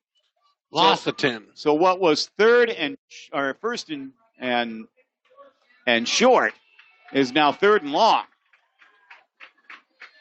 Halftime scores in down at Miramonte, where the Fortuna Huskies lead 27-21. A little bit of a shootout down there, kind of like what we were in down there. Ball at the 18 for the Miners. Warriors blitzing again. Gets the pass off. It's caught. Trying to get the first down. Fumble picked up by Gonzalez inside his own 5, going around the right side. Penalty flag goes. So we've got Laundry. We've got another turnover. Did the penalty come before or after the fumble? It was on the run back. It was going to be a block in the back against the Warriors. But if that is the case, Del Norte keeps possession. Second turnover of the night. Here comes the signal from the White Hat. Block in the back against Del Norte. But it's the Warriors' ball. Great job by the Warriors right there. Great play by the great little screen right there by the Miners. Broke free the receiver. Got down to about the first down marker at the 5, but was hit hard in the secondary and popped the ball loose. And Gio Gonzalez did a great job of picking that thing up almost out of the end zone and bringing it out a little bit. But the Warriors pushed back with the penalty. Looks like the ball's going to be spotted on about the 6-yard line. So we'll end up calling it about a 5-yard penalty. Third turnover a night that Warriors have possessed. Another penalty flag as Del Norte takes it right up the middle with Kobe Mitchell. And let's see what the signal is. It's going to be holding against Del Norte with the ball. No. Ball appears to be on about the 6, so that's going to be a 3-yard penalty. Number 11. Oh, my goodness. You've got to find a way to eliminate these, John.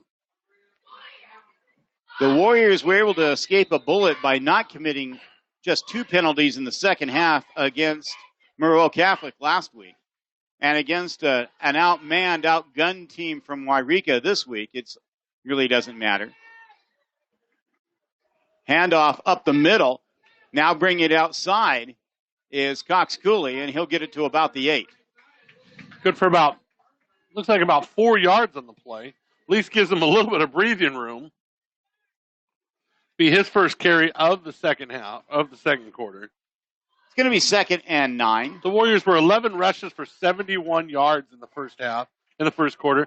Del Norte had a total of 209 yards of offense in the first quarter. 34-0 our score. Warriors in front. We're halfway through the third quarter on the Center Coast Hospital scoreboard. Kalea back to pass, throws. Caught by Price, breaks a tackle, going down the left side, has the first down, and goes down after he gets the ball past the 25. Nice play by the junior wide receiver, and the Warriors have another first down. 16-yard pass and catch from Kaleha to Caleb Price. Price is the team's leading returning receiver. Last year, he had 13 catches for 1 touchdown. Had 1 catch last week for 4 yards. First and 10. Handoff up the middle, finding room. That's Cox Cooley. He's past midfield. He is at the 40. He's accelerating away from the defense. He goes into the end zone. Touchdown, Del Norte. Levi Cox Cooley. 75-yard touchdown run by Levi Cox Cooley. And I tell you what, he got about 30 or 40 yards down the field, and he just started outrunning people, demoralizing the defense as he pulled away. His 3rd touchdown of the evening. And the Warriors expand the lead to 40-0. And with 7 minutes left in the second quarter, we can now say back-to-back games with 100-yard rusher, as he just exceeded the 100-yard mark with that 75-yarder. Kenji Adams-Lee back in for this extra point. There's a snap. It's good. There's the hold. There's good. There's the kick. It is also good. And so with 7:44 to go here in the first half, it's Del Norte 41 and Yreka 0. That touchdown brought to you by L&L Design and Construction. For home and remodels and new construction, call 707-465-6432. That's L&L Design and Construction. Next week, we'll be right back here at Mike Whalen Field as LaSalle Prep comes to Crescent City from Milwaukee, Oregon. Special note, game time will be at 7 p.m. sharp. No JV game next week. So the game will be at 7 o'clock on the dot. Tune into the Warrior pregame show at 6:30. Now, all because there's not a JV game doesn't mean we don't pack these stands, Mr. Pritchett. You guys got to show up. Maybe John will come out here and do some calisthenics around 6. Warm up, do some. Hey, maybe we should race. Hey, I'll race you any day of the week. You want to do a 5K? No. We're just going to do like 10 yards. So I think I'm quicker than you because you're a little older. I'll take you on a 10-yard sprint. 10-yard sprint? I'll take you on. I beat you in golf. I can beat you in that. Hey, folks, if you're here at 6 o'clock tomorrow, next week, I'm going to beat Pritchett in 10-yard sprint. Okay, yeah. 40 to 50. They're gonna time it with a calendar. Kenji Adam-Lee with the kick. He kind of gives it a little pooch. It's going to be taken at the 38-yard line, and diving forward to the 40 is John Hunt, kicker to kicker. Kicker to kicker. And so that is where Yreka will take over. And Del Norte's got a kind of a tough situation here. They only have about 21 players available. So it's not like they can bring in the third string. There isn't a third string. And there really isn't even a second string. No, they got 3 or 4 players that play both ways. They just play one way, and they got a special teams. So everybody on that field usually gets some playing time out there. So, but we are seeing Chance LaFazio out there. Some players that may not see that much playing time later in the year. Back to pass is Yreka, setting up, throws, and it falls harmlessly to the turf. Great pressure in the backfield by number 77 for the Warriors. I do not know who that is. He's a new one, He is not on the roster. We'll find out who that is here in a second. They said Freeman, number 77, a sophomore.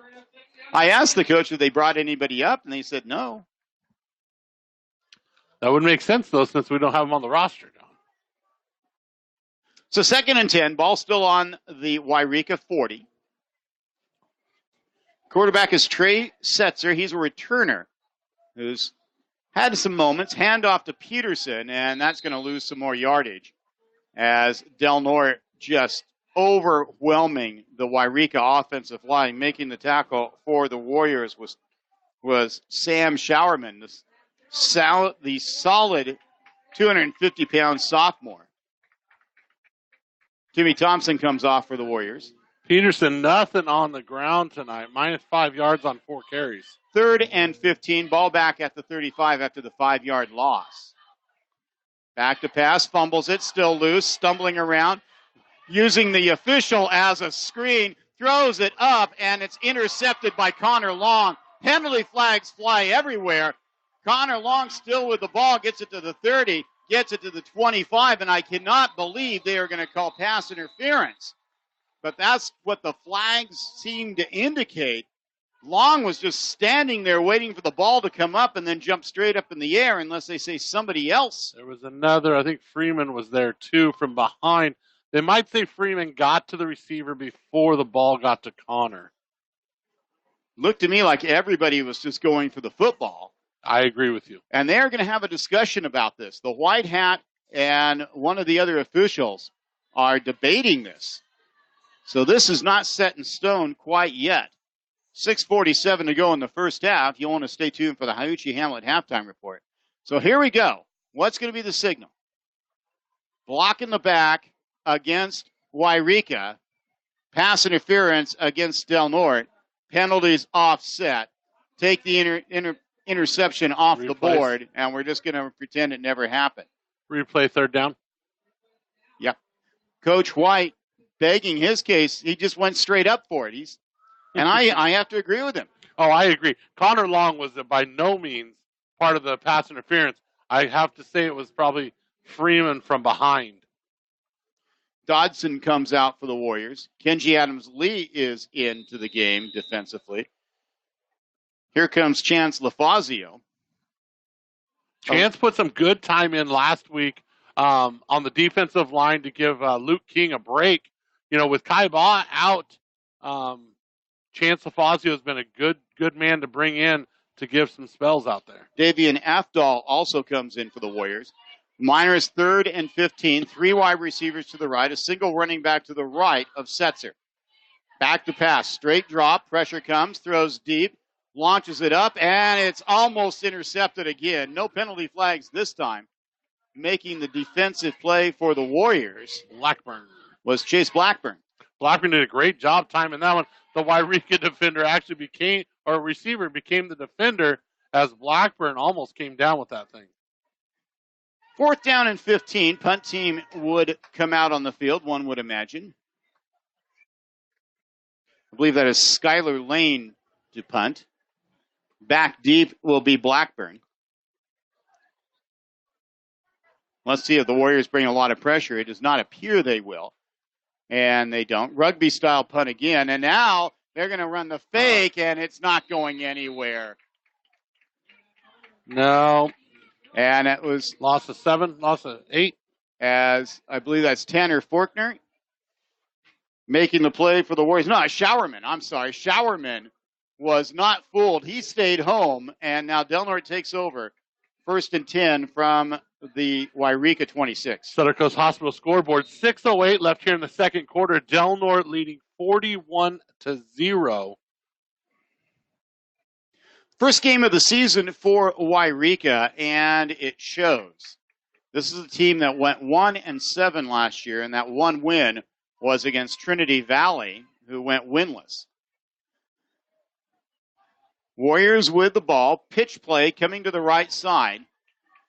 Looking for some room. 1st down and more is Gonzalez, and he'll get to the 10-yard line before he gets sandwiched by a pair of Miners on the tackle, but another 1st down for Del Norte. 16-yard carry for Gio Gonzalez. That's 3 carries for 30 yards for the senior. Unofficially, the 12th touchdown, 1st down of the night. 6 minutes to go. We might get to 12. We might get to 12. Kalea having a conversation with the official about something, and they are going to say it is 1st and goal since the nose of the football is just touching the 10-yard line. Luke King breaks the huddle, goes and gets over the ball, just like his brother did for 3 years. King, a 3-year starter at center. Blackburn in motion, gets the ball, cuts it up, gets to the 5, still moving, and dives to about the 3. And it's going to be 2nd and goal from that location. Good for 7 yards on the play for Blackburn. He's got 4 carries for 26. Make it 5. They're going to say his knee came down exactly on the 5-yard line. I thought he dived forward, but they said his knee came down before the dive. Nevertheless, 2nd down and goal. They know better than us. Warriors already up 41-0 here in the first half. And Del Norte taking its time breaking the huddle. Kalea under center. Waiting for the snap. Blackburn in motion. Blackburn gets the ball left side into the end zone. Chase Blackburn with his 2nd touchdown of the night. This time running the ball from 5 yards out. Great job, Chase Blackburn. Just great patience by Blackburn, following his blockers through the line of scrimmage.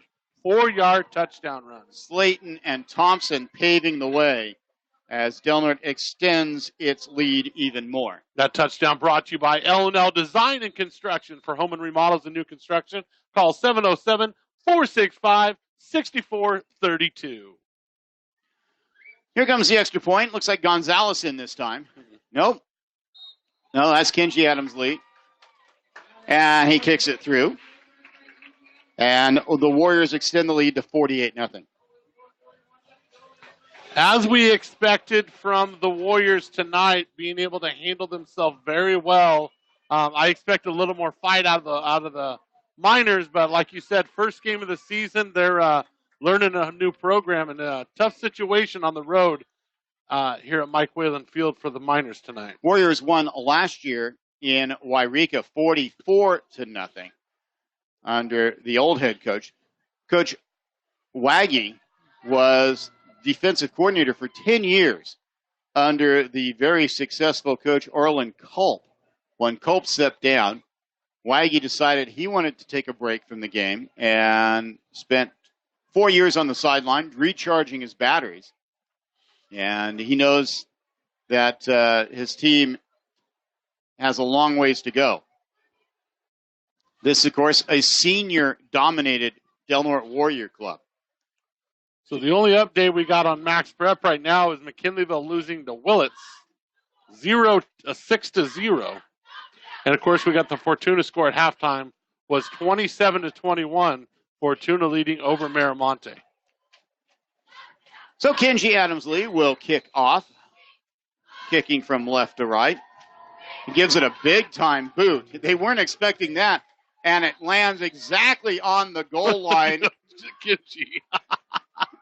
Oh, look at it. He is so fired up.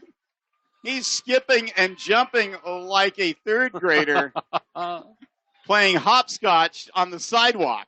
You got to love it when special teams, you know what? When it comes to special teams, it doesn't matter what the score is because they're out there to make that one big play, and Kenji just blasted that thing. He says, Coach, I told you he'd kick it in the end zone. Oh, he teed that up and hit it on the screws. My goodness. Farther than any drive you ever hit. No, I hit the ball a long ways. It's just usually sideways. I can get that banana ball in the air. It'll stay around long enough. It'll come back and hit me. 48-0 our score. Del Norte in front. Back to pass is Setzer. Now he's going to run. Oh, the ball's loose again. Picked up by, looks like Peterson. Going to come around the other way. Breaks one tackle. Warriors still chasing him. And he's finally brought down at the 16-yard line. Connor Long laid that hit, and he's feeling it too. He almost got up and made the next tackle. The kid is a true warrior, and he is just giving it all he's got this year. And I think that was a little bit of a stinger on his shoulder. He's hurting a little bit. Showerman ended up making the tackle. Oh, what a hit. It's going to be a loss of 3 on the play. Yes, Long has really stepped up his game.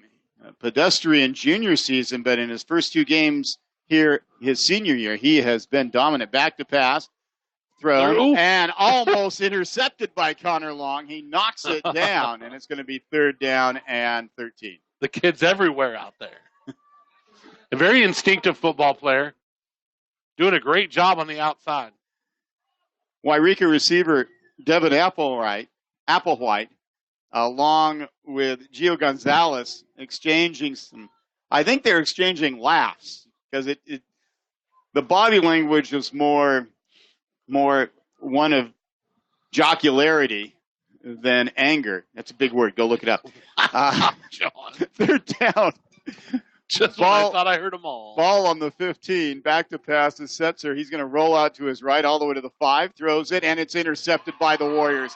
4th turnover of the night. It's Connor Long again. He's got a chance to score. He's at the 10. He's at the 5. He's in the end zone.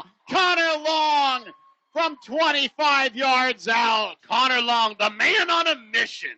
What a great job. He went clear across the field, caught that on the far hash marks, and came clear across the field, and it was a sprint to the end zone, across the pylons. Connor Long making it happen. Connor Long with the 2nd defensive score of the evening for the Warriors, and that makes the lead now 54-0 with pending the extra point. That touchdown brought to you by L&L Design and Construction for home and remodels and newer construction. Call 707-465-6432. And Del Norte having trouble getting the kicking tee in. So Kalea hurrying as they try to get this extra point off in time before a delay of game. They do. There's the snap. There's the hold. There's the kick. And it is good. With 3:31 left here on the Southern Coast Hospital scoreboard in the first half, the Warriors now lead 55-0. My goodness, we knew this could be a very lopsided game. And we'll be going with a running clock in the second half. I have a feeling we will not see this type of score next week as LaSalle Prep of suburban Portland comes calling down I-5 and then down 199 to come visit us. Yes, we'll see how they travel down. Should be a very interesting game for the Warriors. I don't know, when was the last time we played somebody from that far north? Cottage Grove when we went up to Autzen. Yeah. Interesting about the Falcons of LaSalle Prep. In 2014, they were 1-8 under their new head coach at that time, Aaron. I can't think of his last name now. Dang. Aaron Hazel, that's it. In 15, they were 3-6. In 16, they were 4-5. In 17, they were 5-5. And in 18, they were 6-4. So Coach Hazel has that team pointed in the right direction. Maybe not making gigantic steps forward, but certainly the right direction. There's the kick, and this one not nearly as far. And it's going to be taken at the 18-yard line, straight at the middle, finding some room, and then getting upended. Making the tackle for the Warriors was Dodson. Great to see Dodson out in the ball game also. So here we go, 3:26 to go. Warriors on cruise control as they've been able to have their way with Yreka both offensively and defensively. 1st and 10 from the 36. Make it the 37. I believe the Miners are sitting with 1 first down in the whole first half. I've got them with 2. With 2? There was 1 on a penalty. Okay, gotcha. And then the one pass play. 26-yard pass play. Setzer gets the ball, hands it off, tries the right side, and it's going to be a short game. Connor Long with the tackle again as Skylar Lane carries the ball for Yreka. Gain of 1 on the play. 2nd and 9 on its way. Clock running. As we mentioned earlier, Warrior Volleyball kicks into high gear this week as St. Bernard's will come on Thursday to Tunin Gymnasium. JVs play at 5:30, and varsity will follow. Ball's on the ground again. Setzer picks it up, trying to find some room. He's got some. Coming around and making the tackle. What a play. Kenji Adams-Lee, a blur to make the tackle just when it looked like Setzer might have something going down the left sideline. Instead, it just turns in to a 3-yard gain. Kinsey just closed in on that one. Great job. Ball up now at the 39. It's going to be 3rd and 8. 3 receivers go out to the right side, the wide side of the field, with the ball in the near side hash mark. Trey Setzer, the quarterback's gone the whole way. Back to pass. The right-hander looks, throws deep, wobbler. It's going to be a jump ball, and it's going to fall incomplete. No penalty flag this time. Triple coverage by the Warriors. Dodson back there. So was Blackburn. And, of course, Connor Long. Connor Long's everywhere. 4th down coming up. Punt team would, you would think, come up. Last time Yreka punted, they thought about going, and they got to get some more players on the field. 1, 2, 3, 4, 5, 6. They only got 6. Now they got 7. It's a trick play. Now there's 8. Nope. So 6, they're 7, on the stand 8, 9, 10. Now line. they got 11. And they're limping. So here comes the punt. I believe that's Blackburn is deep. This time they do punt. A low ball that's going to take a bounce, and Blackburn's just going to get away from it. And it's going to roll dead exactly on the 25-yard line. Del Norte takes over 1st and 10 with 1:56 to go. Comfortably in front here in this non-conference battle, 55-0. And with Caleb Price talking to the Coach Nick White right now, it looks like he may be heading out to take over the duties. Caleb Price, the backup quarterback. Part of the halftime ceremony, as just mentioned on the loudspeaker, is the Hall of Fame ceremony. They moved it from before this game to halftime.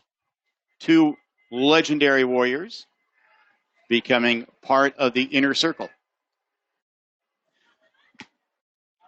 So Caleb Price goes wide to the left, he will not be quarterbacking. Not yet. It will still be O.J. Kalea.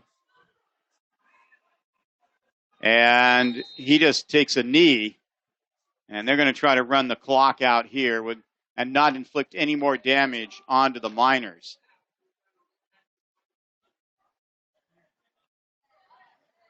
Loss of about, maybe 1.5 feet. What a great first half by the Warriors. Besides the penalties, execution-wise, they did pretty darn well.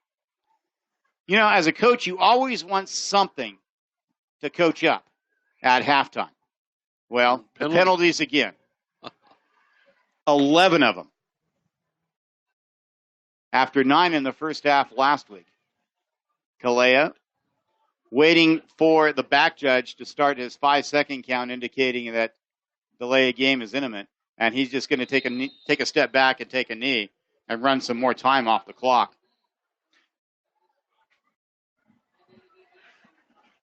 Less than a minute to go here in the first half. You'll want to join us for the Hiuchi Hamlet halftime report. We're going to have the Warrior Focus, taking a look at everything Warrior, including youth football.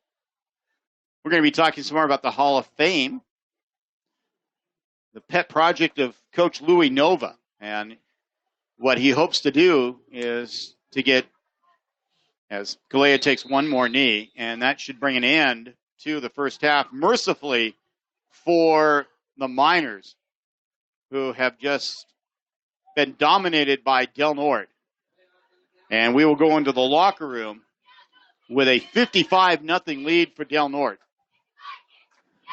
What a great first half for the Warriors when it came to scoring all the way around. Defensively, 2 defensive touchdowns. But like you said, that one spot of the game that can be coached up is the penalties there in the first half. We'll be back with the Hiuchi Hamlet halftime report right after this. Our score, Del Norte 55, Yreka 0. We're broadcasting live with Warrior Pride. You're listening to Del Norte Sports. It's time for the Hiuchi Hamlet halftime report. For all your convenience store needs, stop into the Hiuchi Hamlet, broadcasting live with Warrior Pride.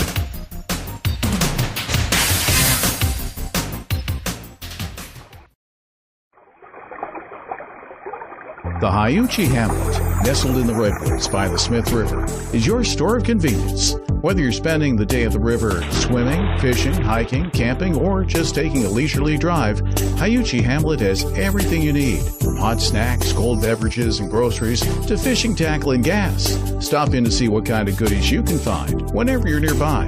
Hyuchi Hamlet, proud supporters of the Del Norte Warriors. Freeman Rock is your complete source for landscaping products, including topsoil and soil amendments. Buying your products in bulk is the most economical and ecologically friendly. And Freeman Rock also delivers. Freeman Rock is open Monday through Friday, 7 to 5, and Saturday by appointment. Freeman Rock has supplied our communities with quality ready-mix concrete, sand, and gravel, and now landscaping supplies since 1976. Check out our new updated interactive website, freemanrock.com, or call 469-2444.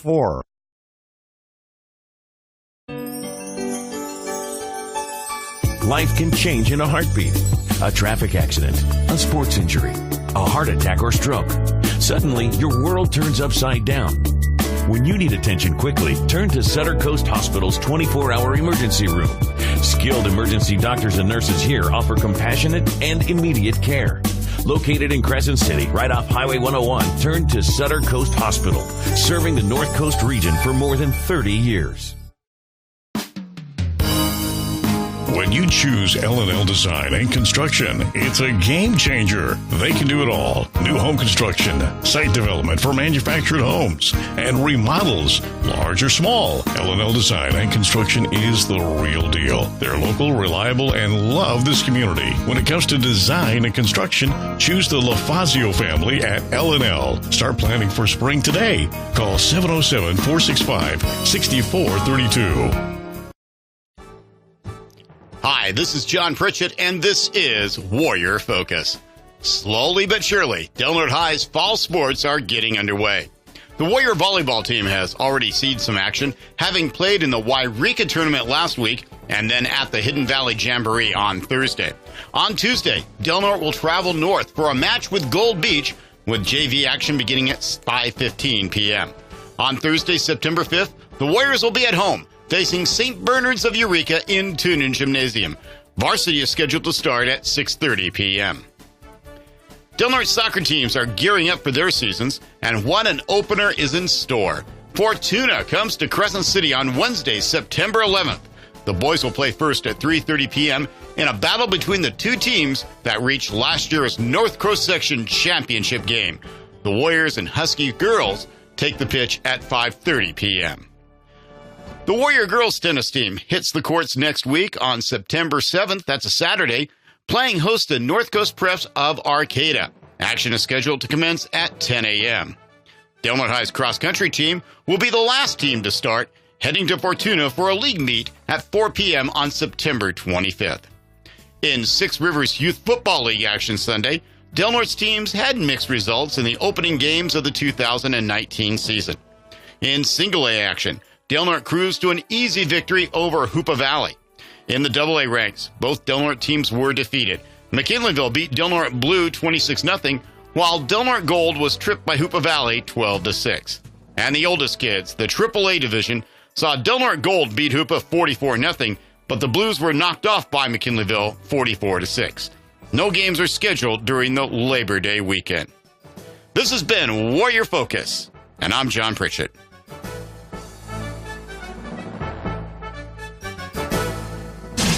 It's time for the Hyuchi Hamlet Halftime Report. For all your convenience store needs, stop into the Hyuchi Hamlet, broadcasting live with Warrior Pride. And now, with all your halftime stats, here's Mad Dog and John. A dominant first-half performance by the Del Norte Warriors. Our halftime score, Del Norte 55 and Yreka nothing here on Hall of Fame night at Mike Whalen Field. Del Norte High's dance team has performed, and now the cheerleaders are on Mike Whalen Field performing as well. Well, as mentioned, it is Hall of Fame night. Two members of the middle of the 2000s are being honored tonight on the field here in a little while, and we got a special presentation for you. The Hall of Fame pronouncement, as it were. JD? Tee it up and play it for us, will you?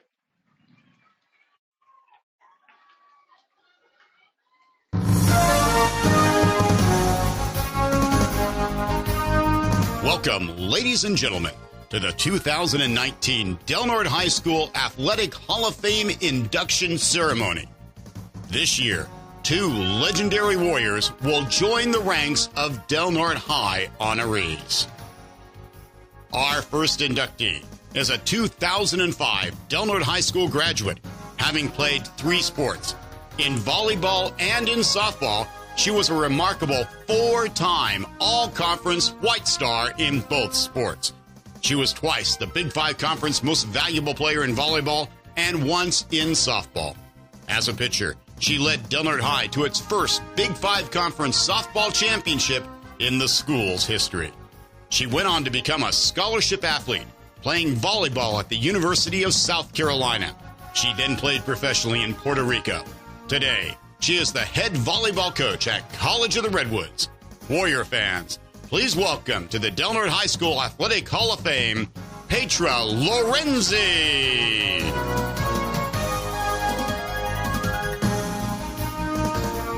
Our second inductee graduated from Del Norte in 2006. She was a White Star in 3 different sports, 1 in basketball, 2 in softball, and 3 in volleyball, where she was also the Big 5 Conference Most Valuable Player her senior season. She then changed sports in college, concentrating on track and field at Shasta and at Chico State, where she threw the shot put, the javelin, and the hammer. In her senior year at Chico State, she set the school record in the hammer throw. Ladies and gentlemen, please welcome the newest member of the Del Norte High Athletic Hall of Fame, Ashley Webster. Petra Lorenzi and Ashley Webster, your Del Norte High School Athletic Hall of Fame inductees for 2019.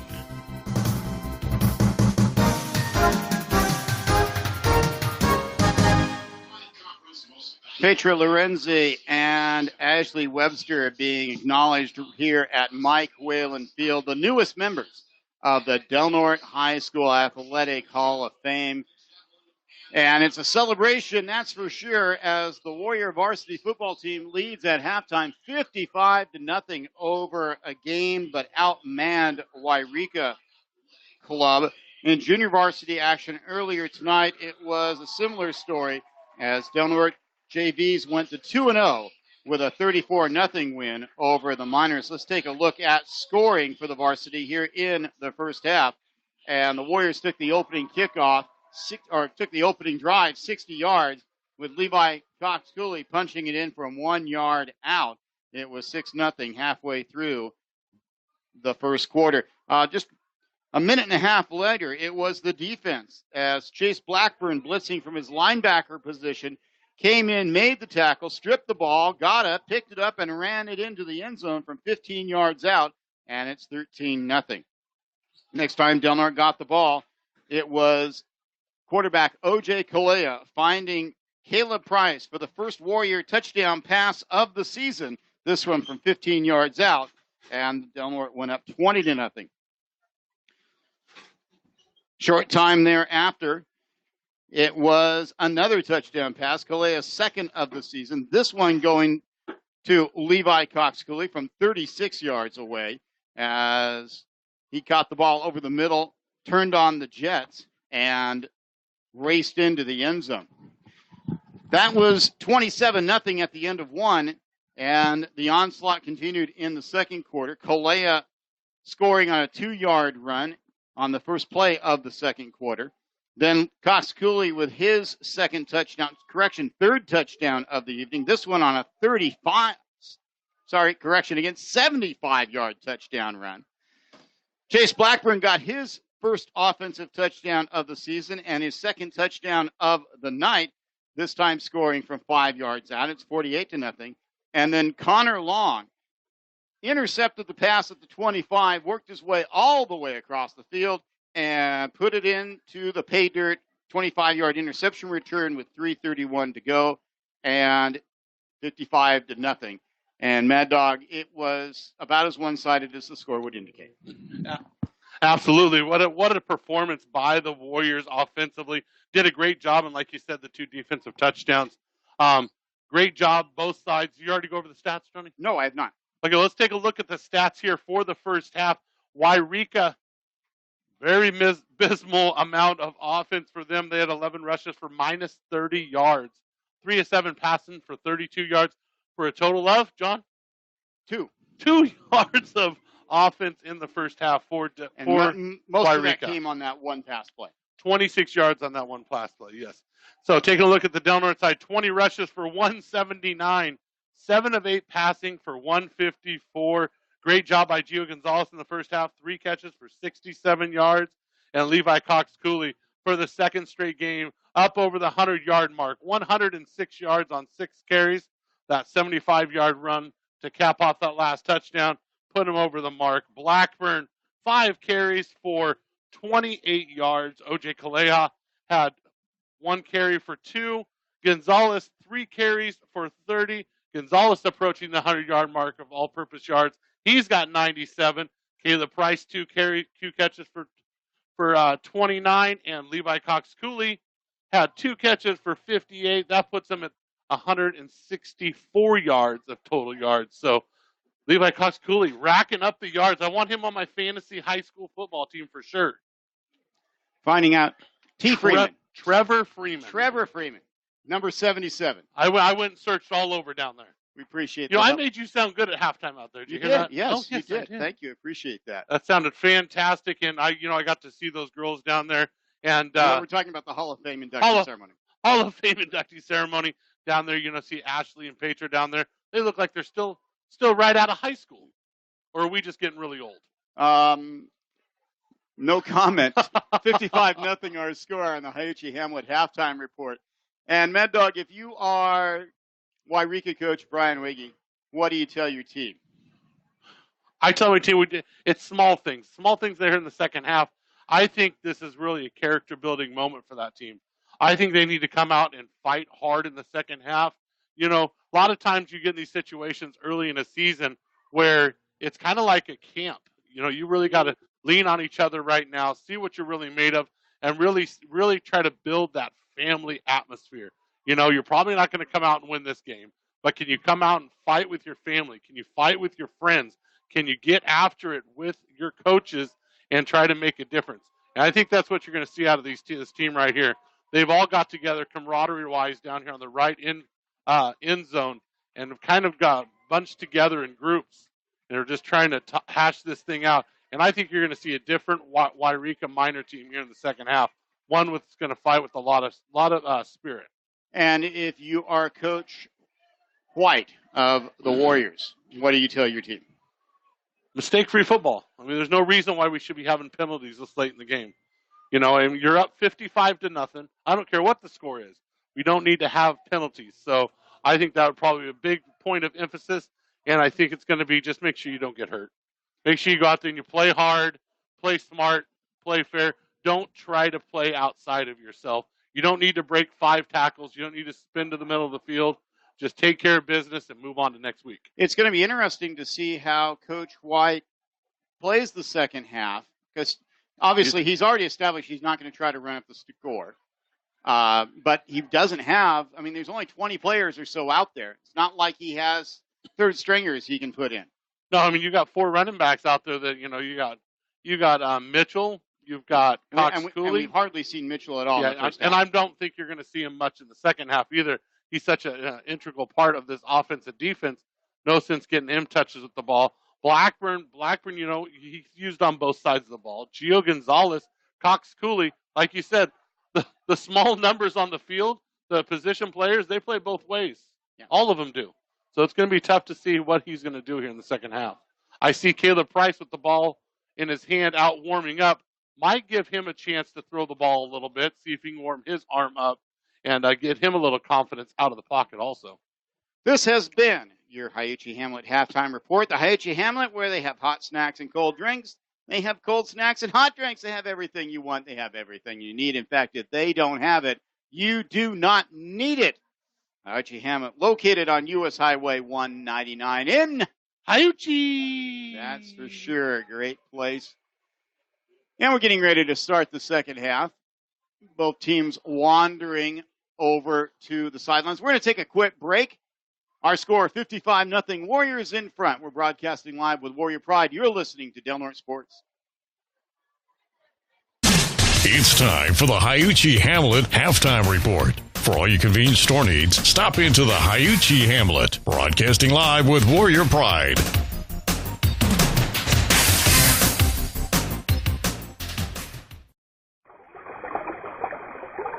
The Yreka Hamlet, nestled in the redwoods by the Smith River, is your store of convenience. Whether you're spending the day at the river swimming, fishing, hiking, camping, or just taking a leisurely drive, Yreka Hamlet has everything you need, from hot snacks, cold beverages, and groceries to fishing tackle and gas. Stop in to see what kind of goodies you can find whenever you're nearby. Yreka Hamlet, proud supporters of the Del Norte Warriors.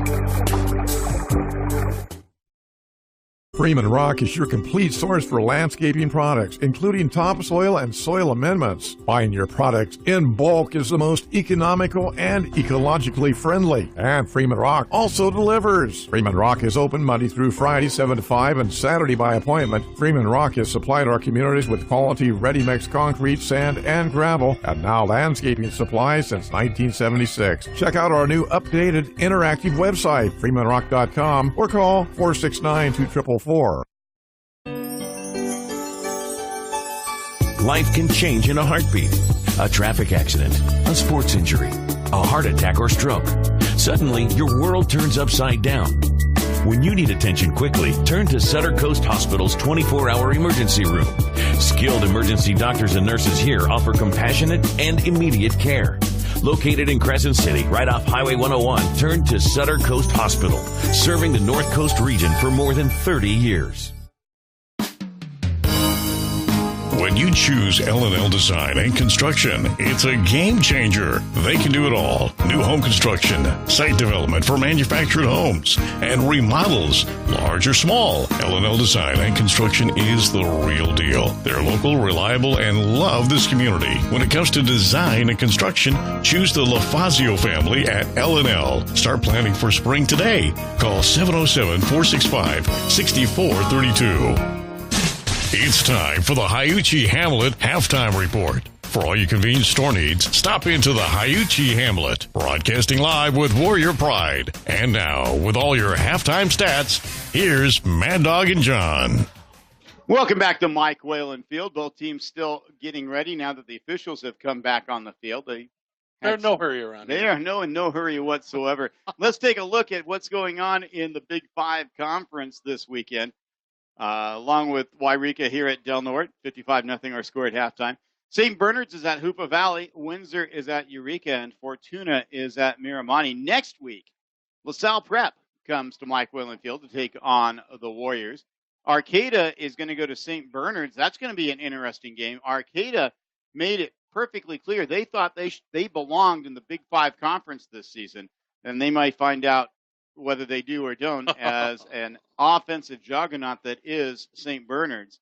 And quarterback will only play host. That'll be a Saturday game. Yreka goes to Foothill, and Fortuna takes on Kelseyville. Well, taking a look at the Cal Preps rankings for the Division 5 that Del Norte is ranked in, it is an impressive top 5 for the HDN, with Del Norte sitting at number 3, Yreka at number 1, and Fortuna at number 5 right now.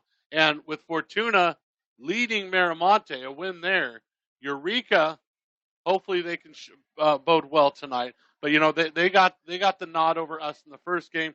They played a very highly ranked Placer team and stayed at number 1 from their season a year ago. But, man, 3 teams in the top 5 from the HDN. It's set up for a wild finish to the season this year. It is impressive. Taking a look at the Warriors schedule the rest of the way through. Next week, LaSalle Prep, as mentioned. Then on September 13th, Del Norte heads south again, this time to Petaluma. And that will also be a 7 p.m. contest. On September 20th, on the road still, we go to Klamath Falls for the Bug Bowl, Del Norte at Mazama High. Then Fortuna comes to Del Norte for a non-conference contest. Del Norte goes to Trinity Valley on October 4th. We have a bye on October 11th. And then the Big Five. And then the three Big Five conference games. St. Bernard's at Del Norte on October 18th. Del Norte goes to Fortuna on October 25th. And then Yreka closes out the regular season here at Mike Whalen Field. With the Whiteout Bowl. Here we go. Kenji Adams Lee will kick off going left to right as we start the second half. He gives it a great big boom, and it's going to be taken. They're going to have to pick it up at the 5. Bringing it upfield is Corello down the left side, still on his feet, and he's going to get it to the 25 and maybe a yard or so past there before he's brought down. Making the tackle for Del Norte was Mike Whelan. Let's see what the Miners want to do here. Running clock. They already winded it up. Interesting to see what the Miners are going to try to come out to do here in the second half. Ball's going to be marked at the 26-yard line, 1st and 10. You know, if they had any success doing anything, it was kind of the hitch patterns and the flare passes out of the backfield. The key thing, I think, is they have to get the ball out of the hands of the quarterback in a hurry, as Del Norte's defensive line has just overwhelmed the offensive line of the Miners. Pitch play coming around the left side. Nice play by Setzer, and going out of bounds and getting pushed out of bounds late, but no flag. Carrying the ball for Yreka was Skylar Lane. Nice play by the Miners. They get it out to the 35. It's going to be second down and a long one. If you take a look at the sideline here, Faulkner, Slayton, Cox Cooley, Caleb Price, some starters getting a break, got some good new numbers out there on the field. Wide receiver goes out way wide to the right. Same play again. This time Setzer thought about pitching it, but there was nobody there to pitch it to. Now he's directing traffic, gets the first down. Blackburn knocks him out of bounds, but not until he gets past the 40, and we have a penalty flag way down the field, as it would appear that Corello and Gonzalez were getting into a little bit of a discussion with their hands. I don't think they were playing patty cake. They're going to pick up the flag and wave it off and tell both of them to knock it off. First down for the Miners, just the third first down unofficially of the evening. Nose of the football exactly on the 40-yard line of Yreka. We got a running clock going on the Santa Cruz Hospital scoreboard, 55-0. Del Norte in front. Little option set formation here for the Miners, and Setzer doing a good job out of it. Back to pass, looking, throws in the flat. It's caught and down immediately. Gonzalez on the coverage, making the catch was Devin Applewhite. He gets past the 45. It's going to be second down and 5. Little hitch play right there, little stop and go. Nice catch, 5-yard gain for the Miners. And Setzer that time actually had an extra beat to wait for his receiver to start to come out of his break. Second down and 5. Back to pass again. Setzer, the right-hander, throws in the flat, caught. Applewhite again gets it into Del Norte territory all the way to the 45. First down for the Miners as Yreka mounts its best drive of the evening. Coach LaFazio pacing down there. He doesn't like to give up any yards no matter how much time or what the score is. And he certainly does not want to give up a shutout. Warriors had 3 shutouts last season, 3 in the first 4 games, as a matter of fact. Setzer in the shotgun, back to pass, straight drop, no much pressure. Penalty flag goes, deep pass, and it goes over the head of everybody. So let's see what the flag is as the clock continues to wind. I have a feeling this might be holding against the Miners. Instead, it's a legal procedure against the Miners. Possibly. Can you decline that one, John? Yeah, you can decline it. The play was held. And, in fact, the official is saying, you want to decline it, right? You want to decline it, right? It's 2nd and 10 instead of 1st and 15. And, yes, Coach White says decline it. And they move the ball back anyway. We don't care what you had to say, Coach. Coach White shaking his head. All right, then don't ask me if you don't want my opinion. Coach White was he very clearly said, I'm declining it. And by the time he looked up, it was 5 yards back. So whatever. Second down and 15. First down and 15. Ball on the 50-yard line. Far side hash mark. Back to pass. The Davinovich Setzer throws. It's caught out in the flat. Nice pivot move. Making the tackle for the Warriors is Kenji Adams-Lee, but not until Devin Applewhite gets it back into Del Norte territory, and it's going to be second down now and 8. Another 7-yard pass and catch. 3 for 3, 22 yards here so far this half for Setzer. And Warriors cornerbacks are giving quite a bit of space. They're going to say, yeah, you go ahead and throw that short pass. We're going to let you catch it and come up and make the tackle. We're not going to let you beat us deep. Setzer in the shotgun. He gets it. Looking to his right. Looking. Now he's going to have to scramble to his right. Looking.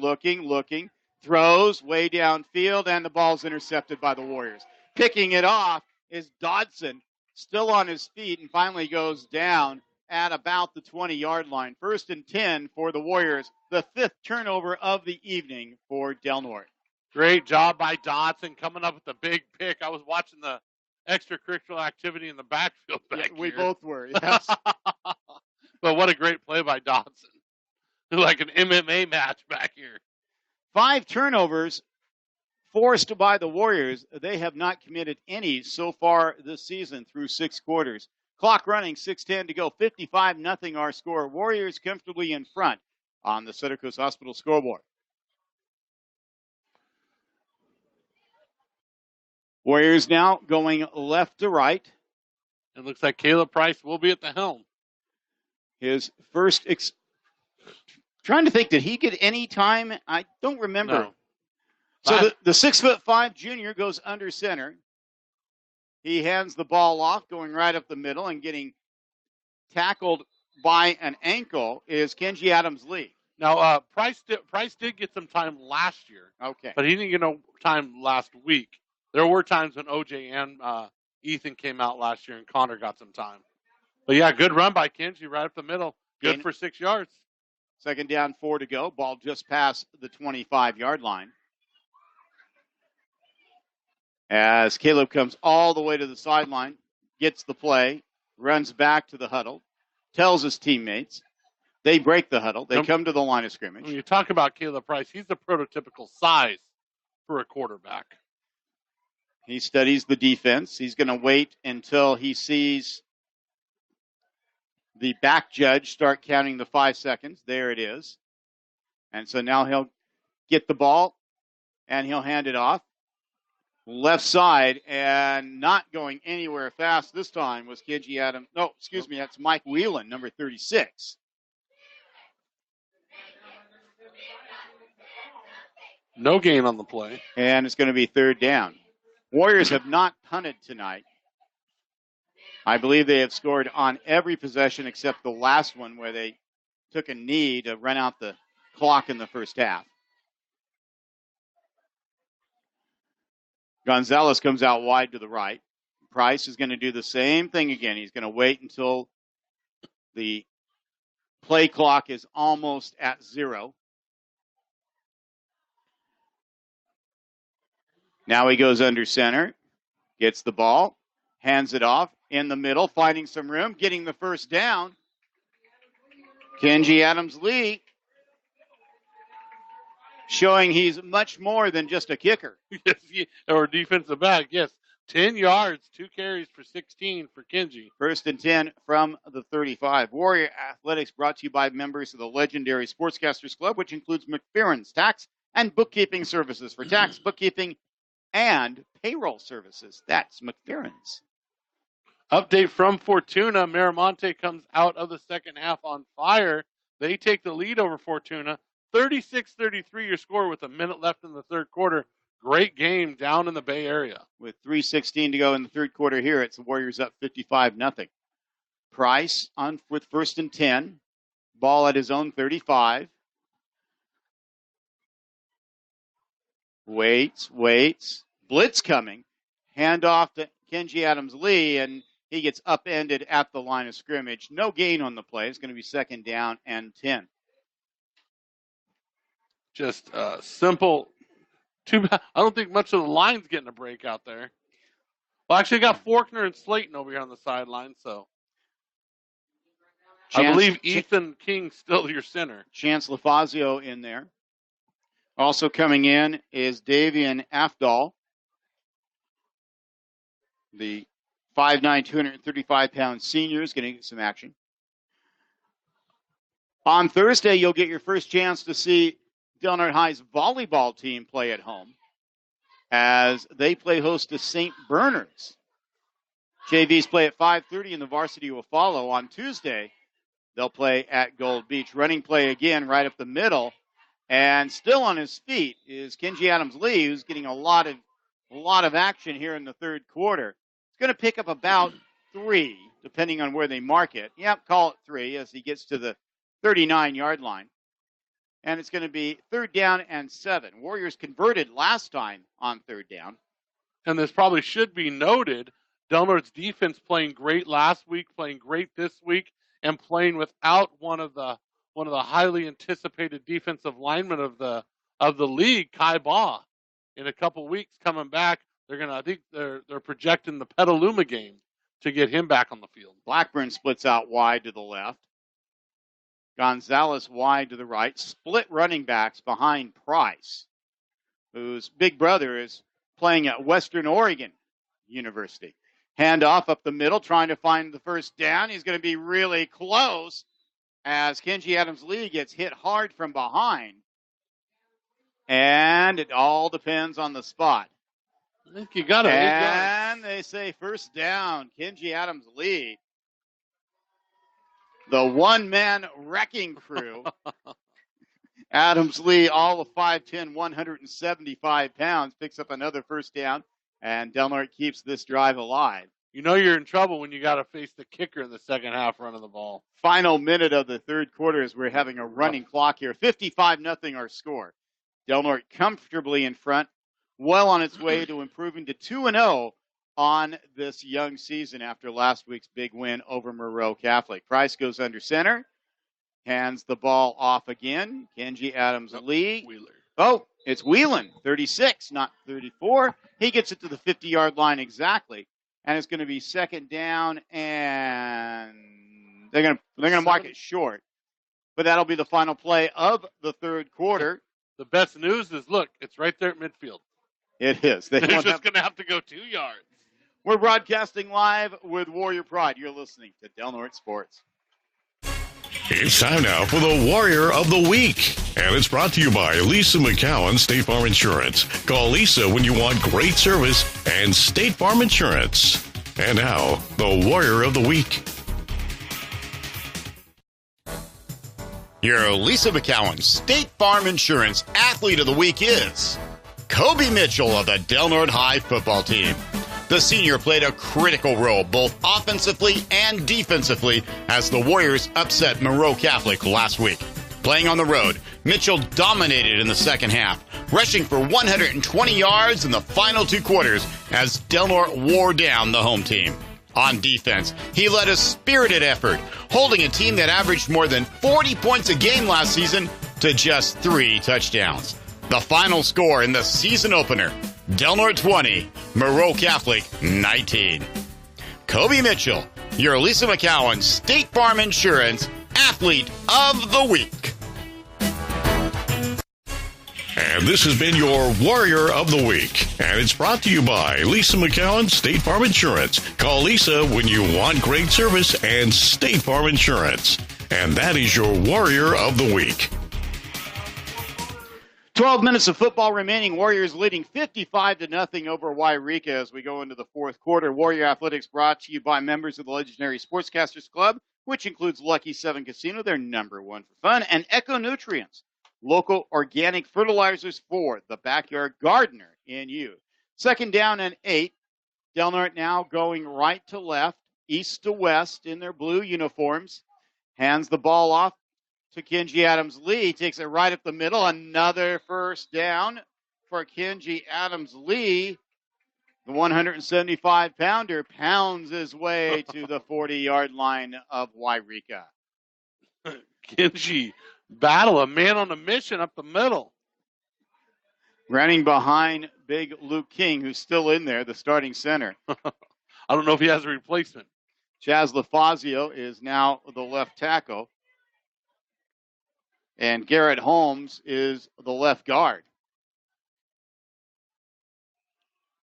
Other members of the Sportscasters Club includes Crescent Cabinets. Do you need new cabinets? Well, call Crescent Cabinets. It's pretty easy. Need cabinets? Crescent Cabinets. Of course. It's simple. Price goes under center. Hands it off, first man through, right plowing over the left side and picking up about 3 yards.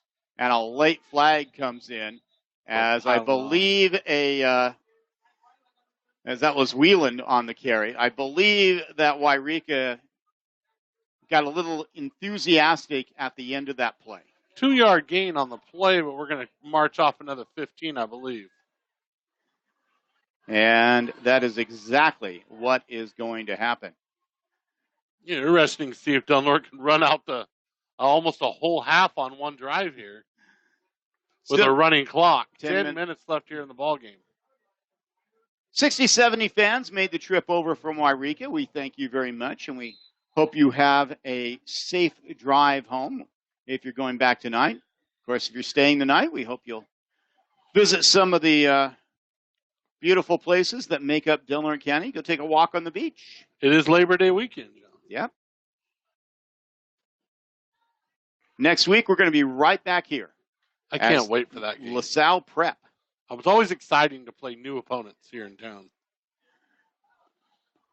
Ball now at the 24-yard line of the Miners. Price bends his knees, hands the ball off to Kenji Adams-Lee over the right side this time, and he gets it down near the 20, and it's going to be second down. Looks like you know you can lean on your kicker in the fourth quarter when you need him, Mr. Pritchett, in a whole different way.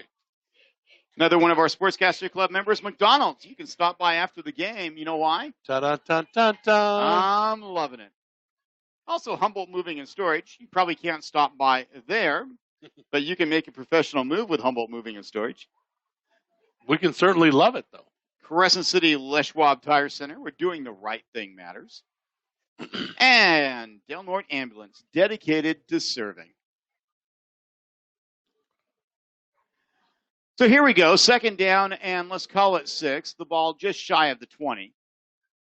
Warriors leading on the Syracuse Hospital scoreboard, 55-0.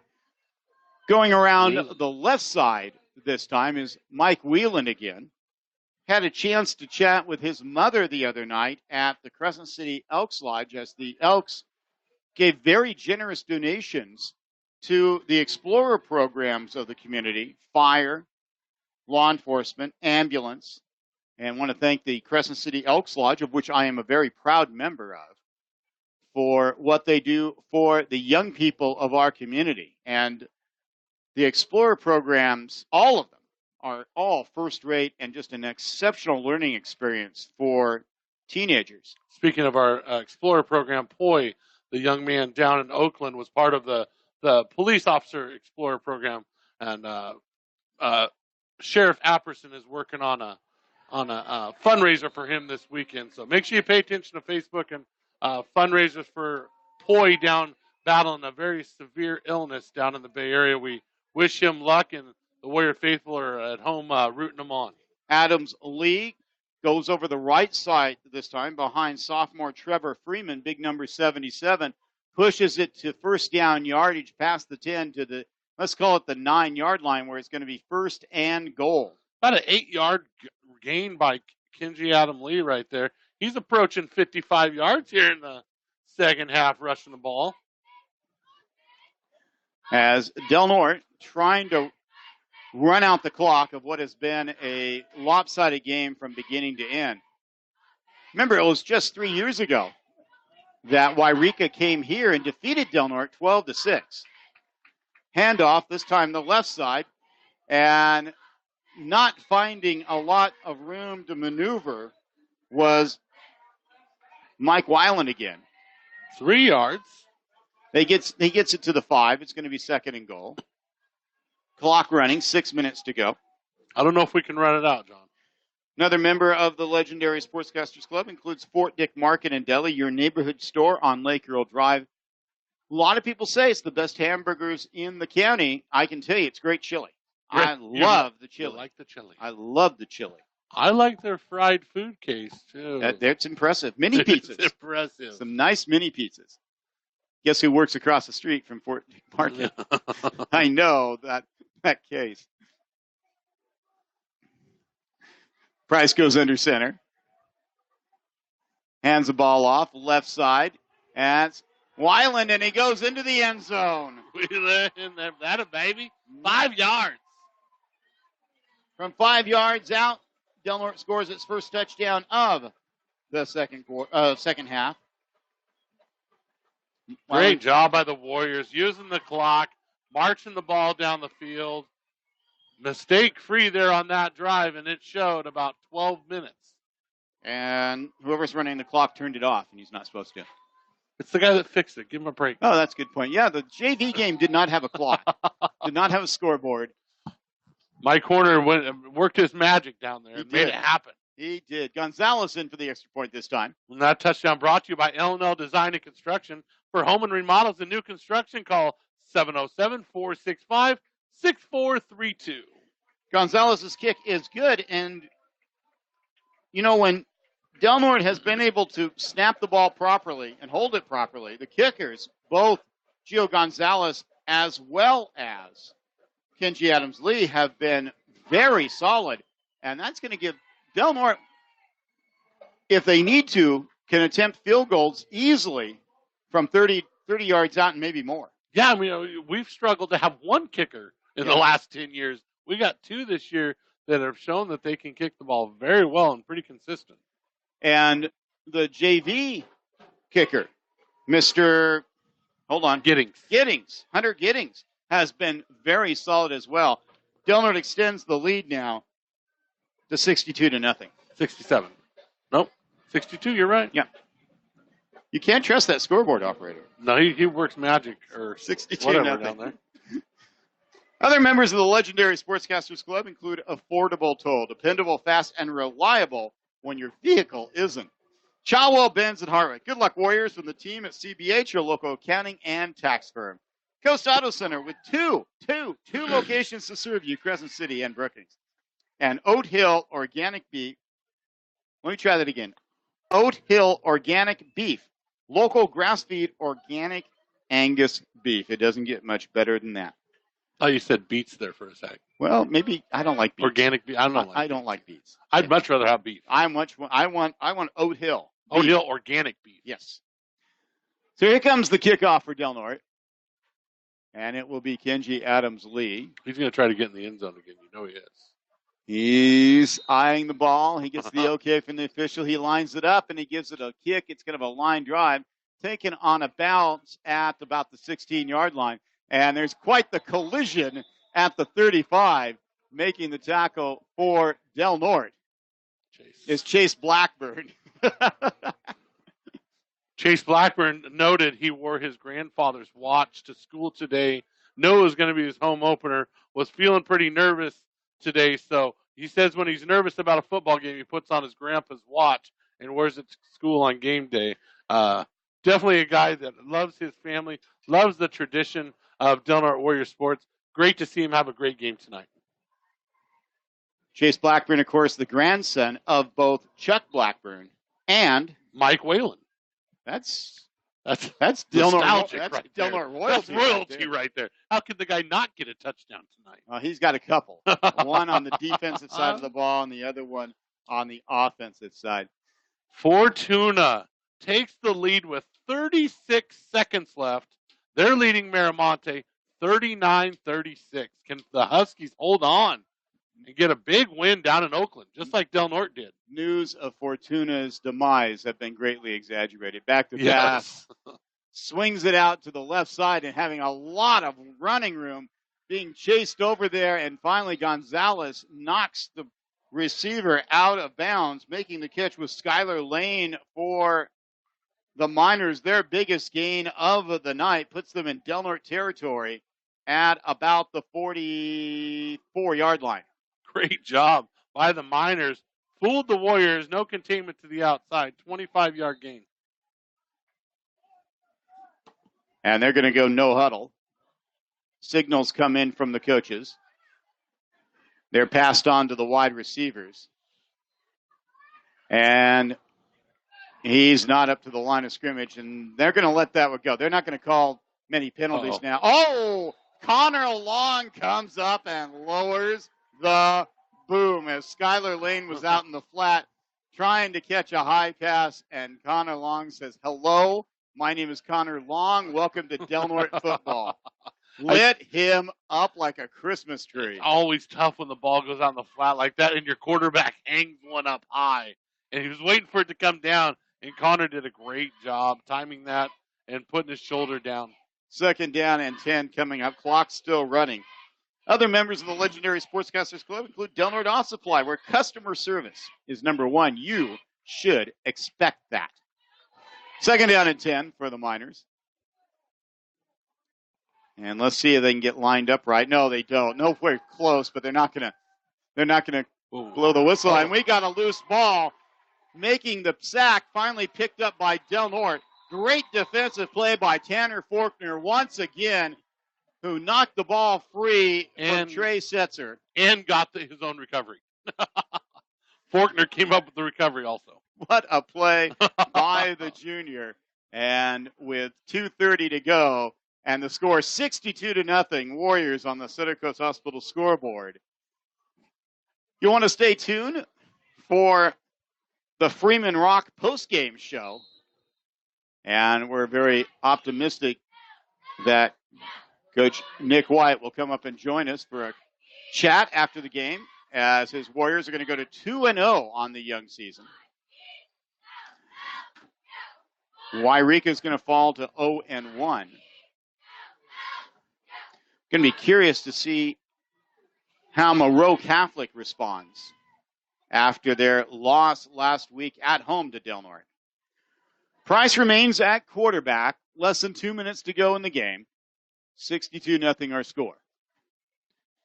Pretty good crowd has hung out here on Hall of Fame night at Mike Whalen Field. Handoff, Kenji Adams-Lee, left side. All right, excuse me, right side. And the pile moves all the way past the 40-yard line to near the 35. And the Warriors will probably have to go one more play, and then they can take a knee, and that will be the end of this ball game. One that saw the Warriors dominate from beginning to end.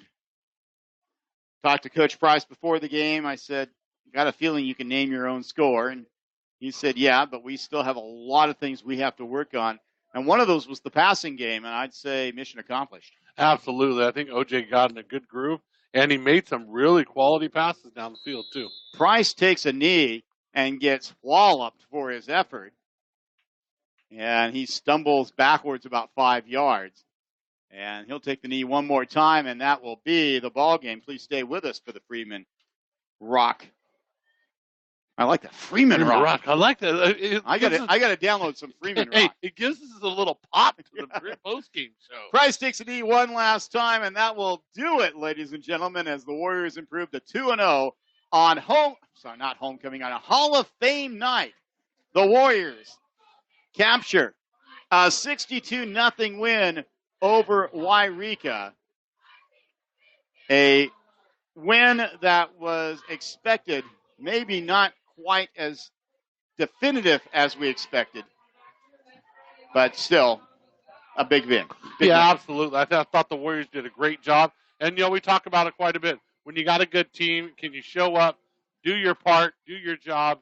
And I believe the Warriors did do that. Didn't clean up the penalties like I think Coach White was hoping to, but got a lot of things accomplished tonight and checked off a couple things more on the list to make sure they feel comfortable going into pretty tough part of the schedule. Real quick, 2 more members of the legendary Sportscasters Club, Brookings Harbor Veterinarian Hospital, caring for our 4-legged friends, and the Clubhouse Play Center and Daycare for drop-in play and daycare. Stop in at 745 Railroad in Brookings.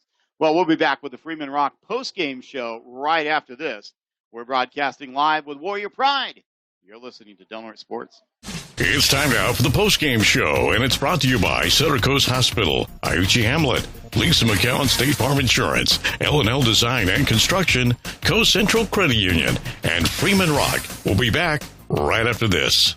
Freeman Rock is your complete source for landscaping products, including topsoil and soil amendments. Buying your products in bulk is the most economical and ecologically friendly. And Freeman Rock also delivers. Freeman Rock is open Monday through Friday, 7 to 5, and Saturday by appointment. Freeman Rock has supplied our communities with quality ready-mix concrete, sand, and gravel, and now landscaping supplies since 1976. Check out our new updated interactive website, freemanrock.com, or call 469-2444. The Yreka Hamlet, nestled in the redwoods by the Smith River, is your store of convenience. Whether you're spending the day at the river swimming, fishing, hiking, camping, or just taking a leisurely drive, Yreka Hamlet has everything you need, from hot snacks, cold beverages, and groceries to fishing tackle and gas. Stop in to see what kind of goodies you can find whenever you're nearby. Yreka Hamlet, proud supporters of the Del Norte Warriors.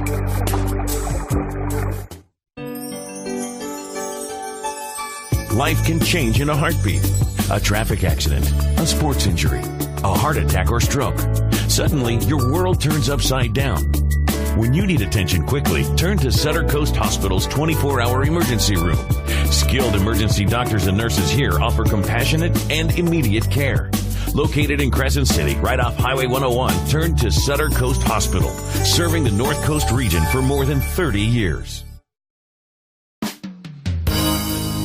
When you choose L&L Design and Construction, it's a game changer. They can do it all. New home construction, site development for manufactured homes, and remodels, large or small. L&L Design and Construction is the real deal. They're local, reliable, and love this community. When it comes to design and construction, choose the LaFazio family at L&L. Start planning for spring today. Call 707-465-6432. It's time now for the postgame show, and it's brought to you by Sutter Coast Hospital, Yreka Hamlet, Lisa McCowan State Farm Insurance, L&L Design and Construction, Coast Central Credit Union, and Freeman Rock. And now, here's John and Mad Dog.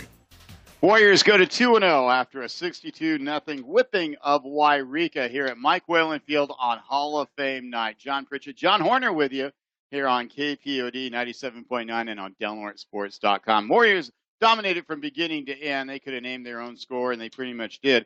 Let's recap the scoring, and it started right off the back. First drive of the night, Levi Cox-Cooley plowed in from 1 yard out. Pass failed on the extra point. In fact, the reason it was a pass was because of a bad snap. So it's 6-0 Warriors. Yreka gets the ball, and on their first possession, a blitzing Chase Blackburn comes in, makes the tackle, strips the ball, gets up, picks up the ball, and races into the end zone from 15 yards out. And just like that, it's 13-0 after the Kenji Adams-Lee extra point. The onslaught continued as this time Caleb Price hauled in a 15-yard touchdown pass from O.J. Kalea, the first touchdown pass of the season for the Warriors. Extra point was good. It's 20-0. We're still in the first quarter. Then it was Levi Cox-Cooley for the second time, this time on a 36-yard pass play, his first varsity touchdown catch of his career. And the extra point by Gio Gonzalez was good. And at the end of one, it was 27-0. In the second quarter, it continued. Kalea scoring his first TD of the season on a 2-yard run. Gonzalez's kick was fine. And then Levi Cox-Cooley one more time, this time from 75 yards out, right up the middle, just a blur into the end zone, 41-0 for the Warriors. And then Blackburn got his second touchdown of the evening, this time on a 5-yard run. Kenji Adams-Lee with the extra point. And then to close the first half, it was Connor Long picking up a pass on the 25-yard line and then working his way all the way across the field into the corner of the end zone for the TD. Gonzalez's kick was good, and at halftime, it was 55-0 for the Warriors. No scoring in the third quarter as Del Norte really took their feet off the accelerator, took their time, and then in the fourth quarter, Mike Whelan on a 5-yard run And Gonzalez's kick wrapped it up. Our final score, 62-0. Joining us here on the Freeman Rock postgame report is Coach White. Congratulations, 2-0. Yeah. It was a really good, Okay. good all-out effort from our kids for sure. Let's cover the negative first. Penalties in the first half for the second time. Yeah. What can you do to get that under control? Like we just got to break it down to fundamentals more and watch the film and, correct what we're doing wrong. Make sure we look at everything from the pass interference to the holdings, and see some of them are legit, some of them, I think, some of them are questionable. But that's we got to push through that, and the penalties aren't good, but being in the situation in this game is good for us to overcome the adversity of things going bad, which not many things went bad tonight. So. That was, but breaking through, that's, what it's about. Let's talk about the defense, a superb effort. Anytime your defense scores a pair of touchdowns, that's always a good thing. But the Del Norte's defense never gave Yreka a chance to take a deep breath. Yeah, we're just super aggressive. That's how the kids play. We just tell them to be aggressive and hit hard. Your linebackers did an amazing job. They did. They flew around to the ball. I don't even know how many picks we had, but we had like 2 called back too. You had 5 turnovers. You created 5 turnovers. Okay, good. There you go. Yeah, that's what it's about. Putting our offense in a position to score.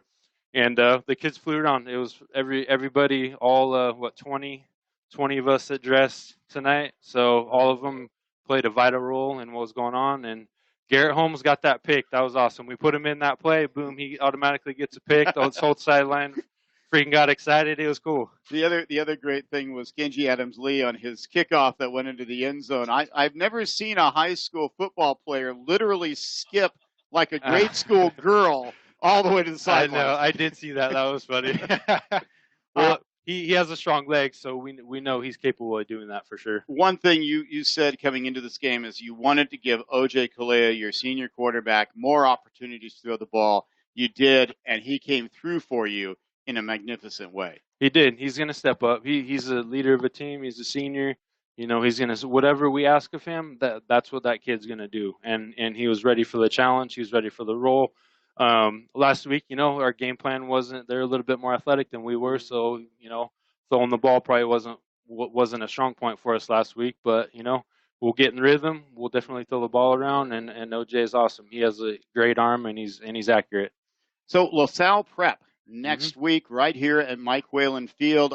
Doubt if you had a chance to learn anything about the Falcons. Honestly, not really. I've watched a little bit of their kids' highlight films, but I'll dig into it more tomorrow. Just kind of been focusing on what's been going on the past 2 weeks as far as us playing. So we'll dig into them tomorrow. I'll get the film. It'll be their first game too, so they'll have a scrimmage or jamboree that they're involved in, I'm sure, this weekend. So that's the film we'll try to get. And you're going into it where some of what they do, and then some of it's a guessing game and adjustments because they haven't played a game yet. So that's on us. That's on us to let the kids know what's going on, and there'll be adjustments during the game. So that's the biggest challenge for us next week will be that for sure. One thing we saw last week, and this week it wasn't so critical, but last week your team made really fine adjustments and then made adjustments to their adjustments. Mm-hmm. And that's one of the reasons you dominated the fourth quarter against a very good Monroe Catholic team. The coaching staff is great. Everybody's super smart, works hard. We gel, we work hard together. I believe in those guys and the adjustments they make, we know they're going to work. We all know football. We all know our kids, and we know what's best in that situation. They're great. I can't say enough about them. Coach Nick White of the victorious Warrior football team tonight. Final score 62-0. Del Norte goes to 2-0 on the season. Congratulations. All Great right. Start to the year. Thank you, guys, and thank you for listening to us. Thanks, Coach. You're listening to the Freeman Rock post-game report, and we got some stats from the one and the only, the man who knows numbers like Carter knows pills. Oh, thank you, Pritchett. That's a fantastic introduction to Yreka stats. Didn't take a calculator, and Pritchett could have figured this one out. Oh, let's not get carried away. They ended up with 13 rushes for minus 16 yards, and they had 7 for 12 passing for 79 for a total of 63 yards of offense total. And most of that came in the fourth quarter when the Warriors defense was playing soft and nothing's going to get behind They us. did have 2 yards total of offense in the first half. Right. Taking a look at the Warrior side, Cox Cooley once again, second game in a row, 100-plus yards, capped off that 75-yard touchdown run. He had 6 rushes for 106 yards. Whelan ended up with 14 yards on 7 carries. You had Blackburn with 5 carries for 30 yards. Kenji Adam Lee, the kicker, came in and saved the ball game in the fourth quarter. He had 8 rushes for 60 yards. Great job rushing the ball all the way across. And then, of course, I think the highlight stat of the night, 7 of 8 passing for 144 yards for O.J. Kaleha. Total offense for the Warriors, 37 rushes for 244, 7 of 8 passing for 144, for a total of 388 yards of offense. Once again, Del Norte's rushing attack dominated the game, and passing-wise, very efficient. Exactly what you want to see this early in the season to a brand-new offense being introduced. To see this at this level, knows these kids worked hard in the offseason to get where they are. Almost mid-season form right now. Before we take a quick look at next week's game, let's acknowledge the Seaquake play of the game. It came early in the ball game, 6:39 to go. Chase Blackburn, coming in from his linebacker position, got a hold of a scrambling quarterback from Yreka, stripped him of the ball, picked up the ball at the 15-yard line, and raced into the end zone for the score. That is your Seaquake play of the game. Seaquake, of course, on Front Street in Crescent City. Always a great place to enjoy time with your friends. Next week, LaSalle Prep coming to Crescent City, a 7 o'clock ball game. That's important. No junior varsity game. 7 o'clock ball game. A good-sized team from the Portland area, Milwaukee, and Del Norte is going to have to take a step up from tonight just in terms of getting ready for a team that's bigger. They're going to have an all-league lineman that's 290 pounds. A team that's looking for a new quarterback but has a good running back and a good wide receiver as well. Well, the highlights that I've seen, I'm sure Coach White would agree with me, they play on a lot of turf up there. So coming down here to play at Mike Whalen Field when you got to go uphill and downhill at the hash marks is going to be an adjustment for them. But I love it. I love having the new teams and the new rivalries or the new people come to town. It'll be great to see a new team here, and I'm excited for next week. Big school, 5A school, so it'll be one of the biggest schools we've faced so far. So it'll be interesting to see how Del Norte will match up. I guarantee you they'll have more players than us. We, like Coach White said, they only suited 20 up tonight, and being a 5A school, I'm guessing they're gonna have quite a few reserves on the bench. So Del Norte will be tested next week for sure here at Mike Whalen Field. Warriors will put their undefeated 2-0 record on the line against the Falcons, who will be playing their first game of the season. Mad Dog, your final thoughts tonight. Warriors win easily against Yreka, our final 62-0. Great job by the Warriors, as expected. Dominant performance on the defensive side. O.J. Kaleha was the big question mark tonight. Can he pass efficiently when they wanted him to? And he definitely rose to the occasion, did a great job. And good luck to the Huskies as they head into overtime, 39-39 against Miramonte. So good luck to the rest of the HDN tonight. Del Norte held serve 2-0. Junior varsity won 34-0 in an emotional victory as Del Norte dedicated the game to one of its members, Poi Aguilar, who is down south at Oakland's Children's Hospital. He's been diagnosed with a very serious condition. He's getting treatment as we speak, and everybody wishing him a swift recovery. And Del Norte JV's brought his jersey out as part of the captain's ceremony. That's how much he means to Del Norte. There's many fundraisers going on around town for the next couple of weeks for Poi, so get out and do your part. I know this community does a fantastic job at rallying around kids of need. So I know Sheriff Apperson's doing a fundraiser. There's a couple more on Facebook. So get out and support the local youth. And Poi, we're praying for you and wish for a speedy recovery. Well, that wraps things up here at Mike Whalen Field, where tonight the Warriors capture a 62-0 win over Yreka. on Hall of Fame night. Big thanks, as always, to our engineer without peer, JD, back in the studio. We could not do it without you. You are truly the man. For Mike and Brian at KPOD, General Manager Larry Tempe, President Mike Wilson, and the entire Bi-Coastal Media family, thank you so much for listening. We can't tell you enough how much your kind words mean to us. And remember, you can always catch us here on KPOD 97.9 FM. Our final score, once again, Del Norte 62, Yreka nothing. For John Horner, I'm John Pritchett. We're going to be with you next Friday as Del Norte plays LaSalle Prep. That kickoff is going to be at 7 o'clock. I repeat, 7 o'clock, not 7:30. No JV game. 7 p.m. next week. Pre-game show at 6:30. Good night, everybody. Please stay safe, and may God bless. You've been listening to the Del Norte Warrior Game of the Week, and it's been brought to you by Central Coast Hospital, Weimar, just right for the Wild Rivers Coast, Catherine Taylor, Edward Jones, L&L Design and Construction, and the Hyuchi Hamlet. This has been a Bi-Coastal Media Sports presentation.